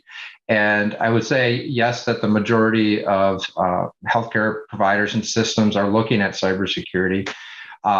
The maturity level for, overall as an industry, I would say is behind the other critical infrastructure areas. I mentioned that before, and it's probably one of the reasons why healthcare is highly targeted, in addition to the the value of the information and the sensitivity and of what can happen through attacks and ransomware and denial of service basically to patients or delay of service for them. And so what I would say is that there's a spectrum, but as a whole, there's big opportunity to improve. I would say the industry in general is behind other critical infrastructure. And what's really critical here is to put in place a comprehensive cybersecurity program, and in particular, have an understanding of what it means for medical devices, because the cybersecurity issues for medical devices are unique when it comes to other IoT due to the regulated nature of those devices, really driving whether there are off-the-shelf patches that are quickly available, other compensating controls, and what you can and cannot do from a cybersecurity standpoint for those devices. Mm-hmm. Of course, not every healthcare organization is the size of Mass Gen or Columbia Presbyterian. A lot of these hospitals are in small towns, they're in small cities. Do they have the resources to do this, or do they need some additional help from outside, or is there cavalry coming over the hill for these folks? That's another great point, and it's a general, rural community hospitals in general have challenges with delivery of healthcare service and economic challenges, those sorts of things. And cybersecurity is no different. What I would say is that the approach, the general approach for cybersecurity may be the same, but the way it's delivered might be slightly different. For instance, there's technologies and services that can be acquired to put in place a cybersecurity program that may not have dedicated on-site resources, for instance, and may not require those. But the simple answer is yes, things can be done. And in fact, for cybersecurity, what I would say is that they can be done more easily than some of the other challenges where you might require folks on site to do work. You can do remote monitoring. You can put in a security operations center. You can help assist teams in implementing and training on how to apply patches and the availability of those things and some of the other challenges around cybersecurity for healthcare. What I would also point out is that there's a confluence of challenges that are occurring in healthcare related to cybersecurity. On one hand, there is a shortage of cybersecurity talent in general, estimated at over 300,000 person shortage in terms of general, I'll call it general IT cybersecurity. On the other side of the fence, the biomed engineering or clinical engineering world or healthcare technology management has more people retiring than are being replaced on an annual basis, with a significant shortage there. And when you combine the two expertise, which is really required to apply cybersecurity in medical devices, you might be you're looking at scarcity in the market for those resources individually, but when you bring them together, it's not to overuse the term, but it's almost a unicorn in some cases. So there's a lot of challenges with that. And so to your question, and the way I answered by doing things remotely, I think that's an efficient way for healthcare to address cybersecurity. Is you may not have the luxury of on-site, but you can probably scale and do virtual for a lot of things to help deploy and improve the maturity posture, risk posture for healthcare through those sorts of approaches. Do you think governments around the world are going to start paying more attention to this connected hospital cybersecurity issue? Because it does tend to impact their constituents, and it is a public safety issue at the end of the day. Absolutely. I can say with firsthand knowledge, it's something I'm actively involved with in the U.S., in particular with FDA, with legislators on Capitol Hill. I've seen just in the last few years, I should say, I've been in the healthcare world my entire career, over 25 years now. And I would say cybersecurity has gotten the attention more so in the last couple of years than I've seen throughout my tenure. And I think that's a good thing. I think there's a lot of opportunity to educate around what it means for medical devices versus general cybersecurity. But I would say there's interest in all aspects, whether it's FDA from a regulatory standpoint, legislators, looking at what can they do through the mechanisms they have, whether new legislation, putting components into, the Medical Device User Fee Act to drive behaviors and requirements across the board in healthcare to ensure cybersecurity and safety. So I would say yes, but what I would also say is not quick enough. As you know, I mentioned some of the data before. The threats are growing significantly. The level of technology evolution is fantastic, and that's a good thing. But with that comes increased risk and the need to respond. So I'll give an example. I really applaud what FDA is doing. They're working to update their pre-market guidance on the development of medical devices, right, which is fantastic, requiring secure by design practices for software and other risk considerations as you look at implementing new product. And that's terrific. I think the last update was around 2014. I helped comment and was participated in that. And I think that's another message I'd give is folks should get involved to help educate and make sure what's coming out is good. But the wheels turn slow at that level, and the pace of what's happening in the cyber world, whether it's on the attacker response side, is evolving at a quicker pace than regulation and legislation. So we can't rest on that. But I would applaud what's happening and encourage more of it, and to encourage all participants in healthcare to get involved, because education into the legislators involved and the regulators is really important, because there's multiple factors to consider, not just the design of the product, but one of the things I'm most concerned about is the life cycle management, the clinical asset management and life cycle. So what happens in the post-market? What are the requirements for response on safety issues? A unique thing in medical device world is, in my experience, you see, roughly half only of the devices are patched that have known vulnerabilities. Even if there's let's say a patch for an operating system that's off the shelf, that's readily available for that operating system, it may not be validated and applied, or it may not be required to be provided. And so that presents a very unique challenge in the medical device ecosystem for cybersecurity. And I think there's opportunity to improve from a regulatory and legislative standpoint.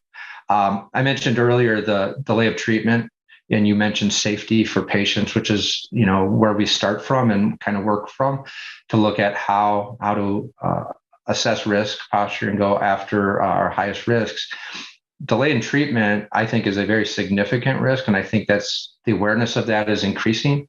However, my opinion is that the delay of treatment risk is not at the level that requires appropriate action, meaning there's not a recall, a mandatory fix that's in place. And that's why you see the lack of patches being available for devices that are still susceptible to WannaCry, which is many years old now. To that point, who is responsible for securing these devices? Because is it the manufacturer of the device who may or may not be providing some sort of service agreement around that? Or is it the responsibility of the IT team in the hospital? Or is this one of these classic kind of co-managed things that we got to figure out? Yeah, I think it's the latter that you ended on there. I would say it's a complex ecosystem. So I'll start at the easy one, which is where I just ended in my last response. So it's very easy to see when there's an issue with a drug or a device that, let's say, has a mechanical failure and breaks and is found to be deficient in its design for safety, there's a recall. And we've all been a part of these, whether it's automotive, but on the medical side, it's very much the same, which is manufacturer will have to fix something they assess to have an intrinsic safety issue with it. And so that is the responsibility of the design owner who owns the 510K. So there's well-established processes for reporting on those safety issues and responding. And so that is a manufacturer responsibility. And so when you look at how I talked about the cybersecurity issue, a risk assessment is done for those security and safety issues, essentially, as they're reported, and an OEM responds to those and takes appropriate action based on the requirements of that risk assessment. So that's one aspect. So there's the OEM piece there. OEMs also may service device under contract at the behest of the owner of the device. So who the purchaser, the clinical provider typically. And the clinical provider also has their own IT network ecosystem for cybersecurity. So there's that responsibility that applies there in collaboration with whatever the relationship is or is not with the OEM, if there's a service contract there. If there's not a service contract, regardless if the device has an issue, there is a responsibility from the design owner for that product, just like there is with your automobile. It may be 10 years old, but if there's a safety recall, the OEM will fix it. Now, if the owner of the device services the device themselves through in-house service with a biomed team that's part of the hospital system, for instance, or they hire an independent service organization, that again would be a collaboration where the responsibilities are determined based on the contract with an independent service provider who may or may not provide a comprehensive medical device security program, which would then maybe change the boundaries of what would be there under other contracts. Now, if the owner of the equipment manages the service themselves or some hybrid form of it, you see where the complexity may lie, which is the network policies for the overall ecosystem might be specific to the hospital overall, generally, let's say, but you might have a subnetwork within an individual department for a particular device that's managed as part of a single OEM service contract for those device types within a system that has, its own biomedical, service department that may service other devices on its own without an OEM contract. So it can get fairly complicated, and hence the reason for a comprehensive medical device security program that takes into account the clinical asset management across the board. So it can handle who is responsible, where, how to best respond given an event, how to detect. And that's what I would say is another component of this. So your questions about who's responsible, what I would say is, if we step back for a moment, one thing to consider is that within the ecosystem for medical devices, without, and this will sound very simple, without good information, it's very difficult to even know what to do for which device and with whom is responsible. So having a comprehensive security approach for medical devices is critical, because what we find and what I find in industry is there is overall a lack of inventory accuracy. So almost every, the vast majority of facilities are that I have seen, when you go in and look at inventory, there's a difference between what's traditionally done as a physical inventory and managed in a traditional service world, and then there's what's really on the network when you think about cyber, hygiene and risk posture. And if you compare the two by employing some very straightforward technology just to see what traffic's on the networks, and you compare what medical devices are seen on a network versus what you think you have in your CMMS, there's a significant difference. It ranges widely, but I would say on average, we find 20 to 40% devices that were not known. So to get good, cyber hygiene, you need to know what you have. Now that's just knowing at a high level what devices you have.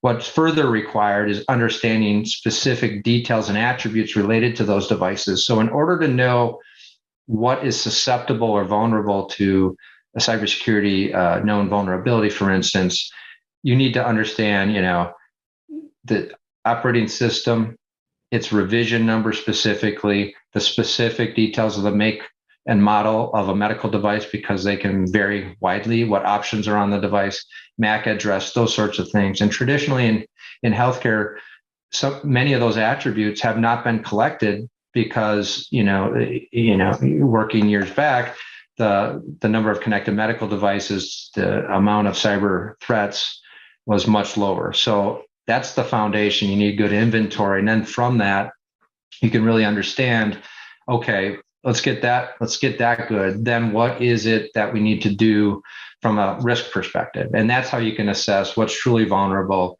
You can weigh the device's context. So there's a difference in the risk profile of a device based on where and how it's used. So for instance, you might have redundant CT scanners in a level 1 trauma center because that's a regulatory requirement, for that sort of certification and availability. So that those devices might be at a different risk level than the same CT scanner type that's in a 9 to 5 offsite radiology clinic that's not urgent care. So putting that into perspective, along with what the cyber profile is for the device, what vulnerabilities are there, help you understand risk prioritization, and then finally, how do you act? And so I mentioned before, how do you act depends on what's available for those vulnerabilities.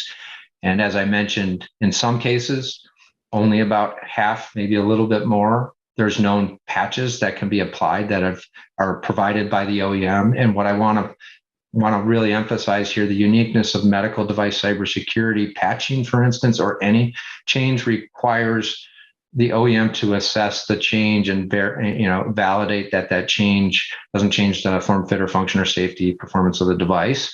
So that's why there's a delay in getting patches that are available for, off-the-shelf OSs, for instance. So that's part of what needs to be done and working in the medical device world is collaborating with those OEMs to get that out. And in the case where there's not known fixes, it's really important to apply compensating controls or other risk mitigations, not remediations, because there's no remediation available in that case, such as network segmentation, take devices off the network, and employing other strategies within your hospital system or your ecosystem in general to reduce the risk profile. So I wanted to make sure I kind of laid that context, as you talked about who's responsible, that might help understand not only who's responsible and how you can determine that, but what's required to put in place a comprehensive system for cybersecurity and healthcare.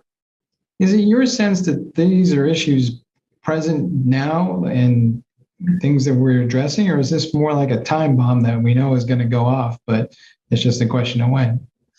Well, what I would say is there's good awareness, a great awareness, and folks I talk to are aware and working on addressing these known challenges. And I think what it comes down to is, it's the Pareto risk prioritization approach. How do we go after the right risks first? I would say as in any industry right now, and I'll use critical infrastructure because that really, people can relate to that, power systems, water treatment, those sorts of they're critical for a reason. They're high value targets, if you will, high profile targets. And so what I would say is healthcare is right at the top of the list as those financial systems, government bodies, power grid, in terms of its profile for nefarious characters. And so it behooves the industry to continue to push the ball forward and do it from a risk-based approach. And I would say the susceptibility is probably no different than any of the others, or at least the profile for the targets. But the data is showing that healthcare is leading the pack in terms of attacks. I mentioned the reasons before, and I don't see any slowdown in that. And the data sources I'm looking at and consuming tend to indicate the same for the reasons I mentioned. There's a lot of value in it, both monetarily as well as from an impact, societal and cultural impact, I would say, as well as maybe where the maturity is across the industry in terms of its susceptibility. All right, folks, let's hope we don't wind up on cybersecurity life support. Hey, Scott, thanks for being on the show. Thank you very much, Mike. Appreciate the opportunity. All right, back to you guys in the studio.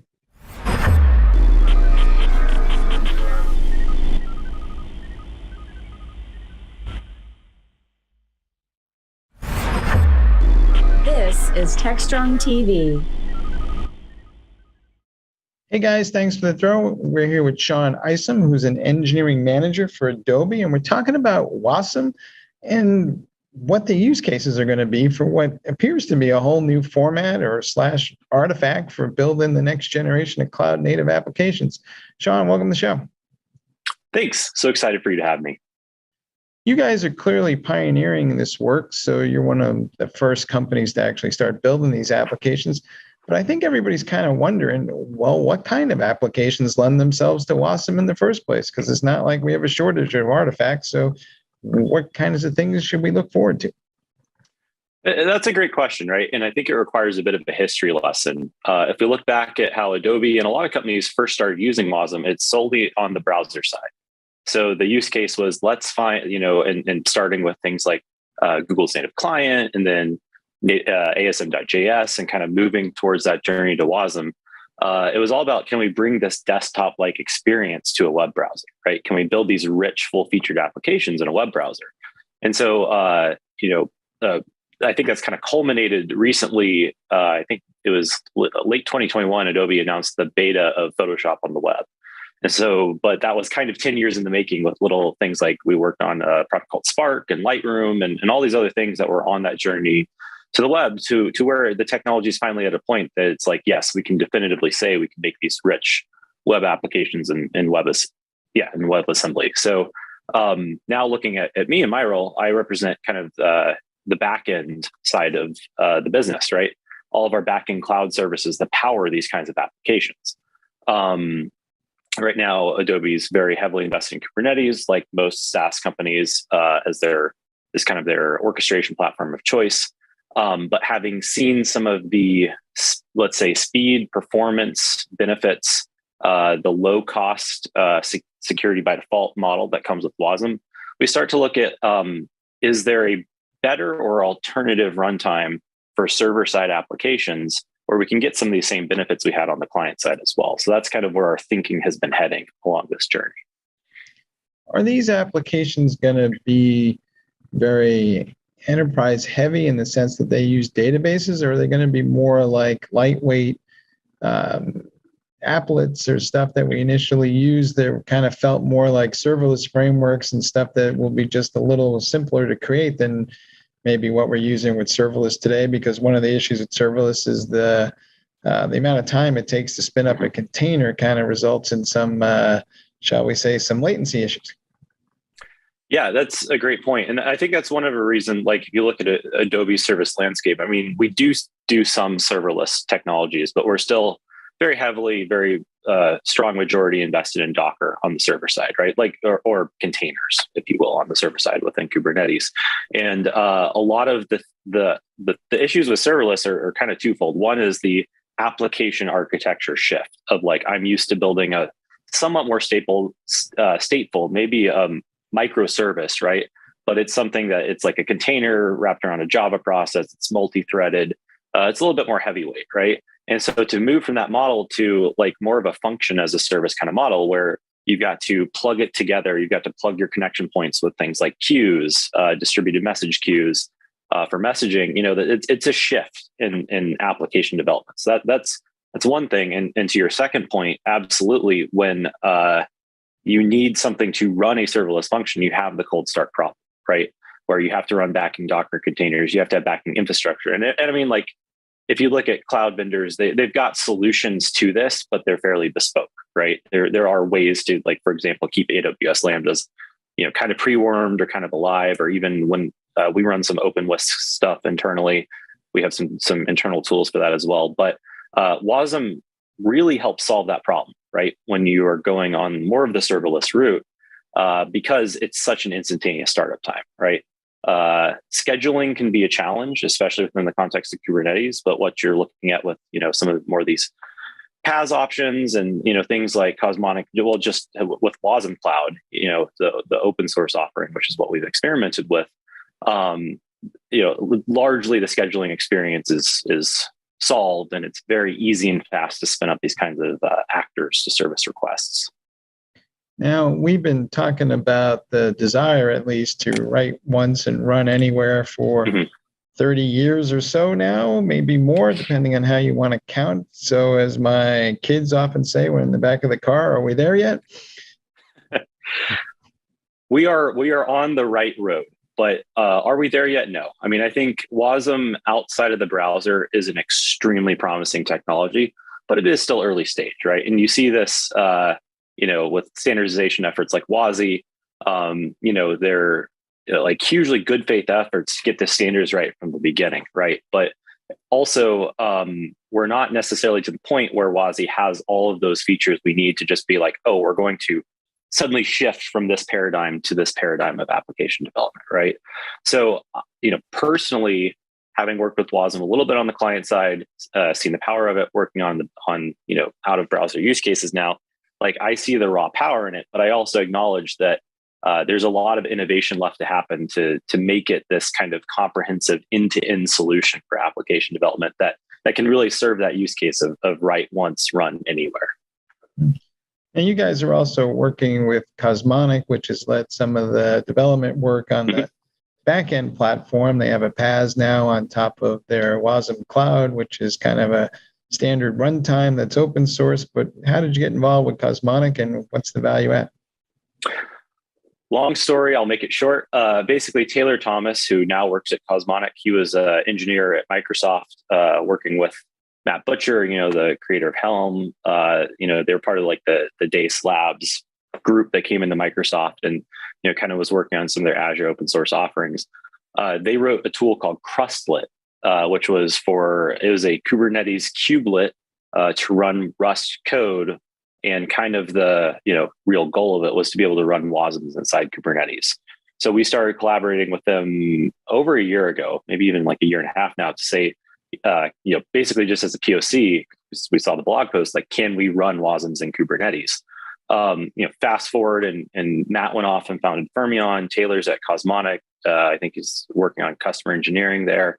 And so that was kind of the natural next step as we explored Wasm Cloud.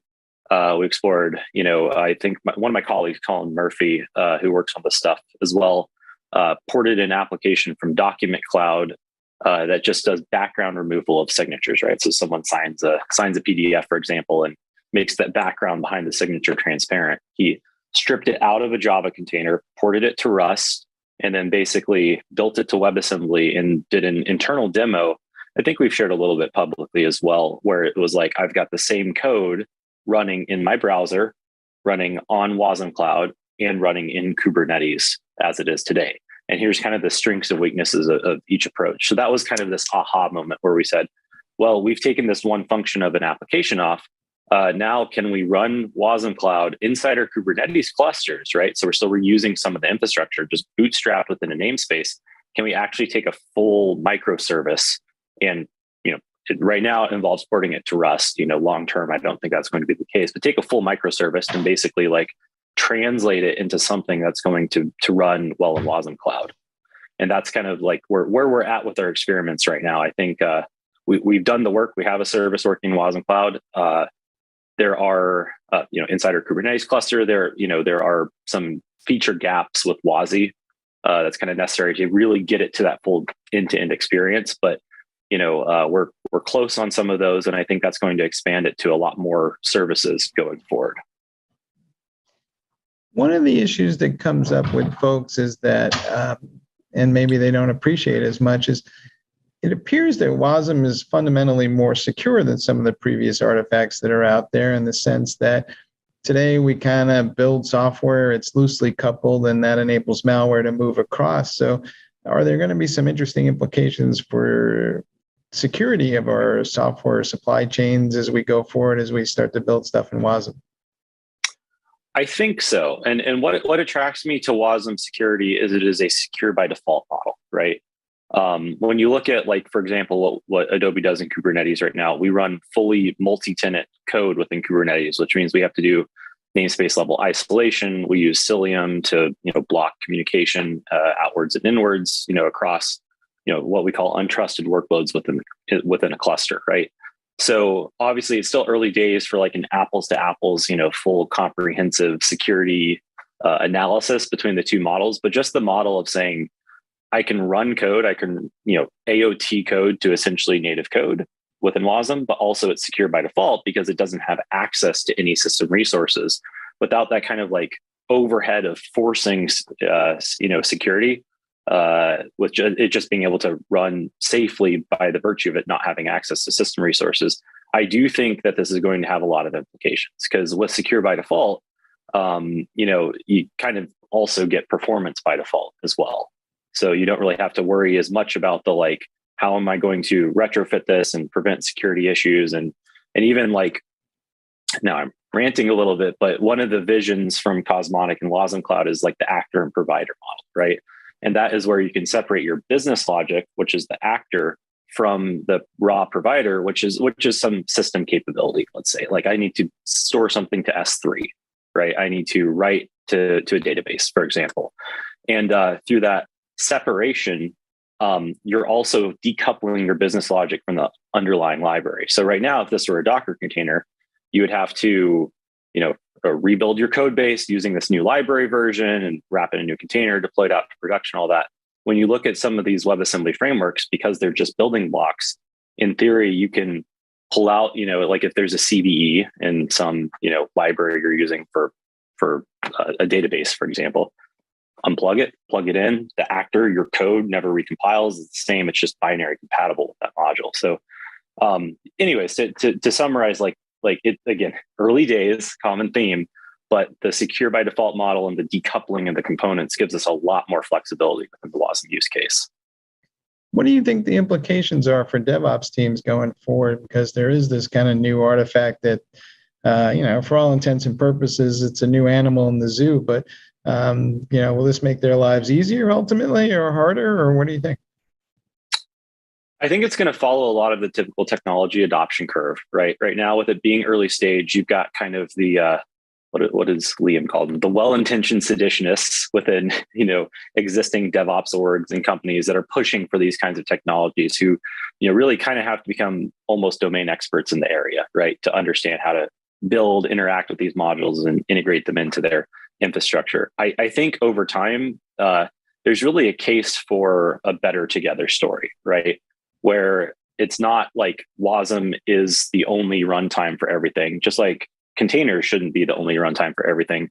But as the tooling, standardizes and improves, as kind of the, developers are up leveled from knowing more about the internals of WebAssembly to, just being able to compose and write applications easily. I think the implications for actual DevOps teams is if we can have this better together model where we can run WebAssembly in Kubernetes, or at least in some sort of compatible way with Kubernetes, there isn't that high of a bar for learning these new technologies, right? It's just yet another CRD in Kubernetes, for example. All right. So what's your best advice for folks who are thinking about getting started down this path? What should they be on the lookout for, or, simply, do I just put everybody in a room and let them experiment, or how do I get this thing going? Well, that's what I've been doing this week. I'm at KubeCon this week. We had WASM Day a couple days ago. There was, I think, 70 people in a room talking WASM all day, which was awesome. But obviously, that doesn't scale, right, to everyone who wants to play with these technologies. I think in its current state, learning some basic Rust is kind of a necessity. And it's not because Rust is the only language that can build the WebAssembly, but it's just so much of the tooling in the ecosystem is centered around Rust, because Rust can build WASI targets or WASM32 targets by default. That's kind of a place, to get started. And then also just following WASI, right? Like, you don't need to go to standardization groups, but just, like looking at the proposals in the GitHub repo, maybe subscribing to some notifications, just, setting a Google search alert or something. I think I can't articulate how important WASI and the component model are to the future of WebAssembly. So as those things gain traction over the next, let's say, 6 to 12 months, I think that's going to make it really easy to start, instead of working with these little Lego blocks, being able to take whole application models and use them in WebAssembly. All right, folks. Well, just when you thought you knew what cloud native meant, along comes WASM, and we're going to have some more diverse choices to work with as we build the next generation of applications. Sean, thanks for being on the show. Yeah, thank you so much for having me. All right, and back to you guys in the studio.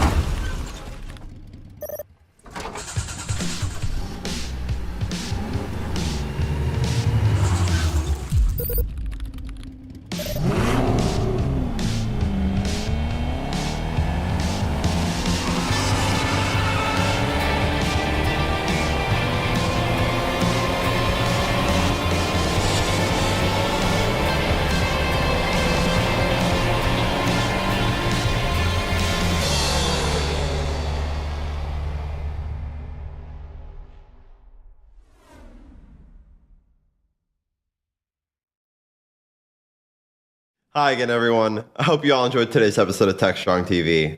We had some amazing interviews with industry professionals to give you the latest in the tech world. And alongside our extensive conference coverage and premiere of the third episode of Engineering the Change, we had plenty of great content today. We'll be back again on Monday, so we hope to see you then. But in the meantime, thank you so much for watching and hope you have a wonderful rest of your day. As always, stay strong. Tech strong.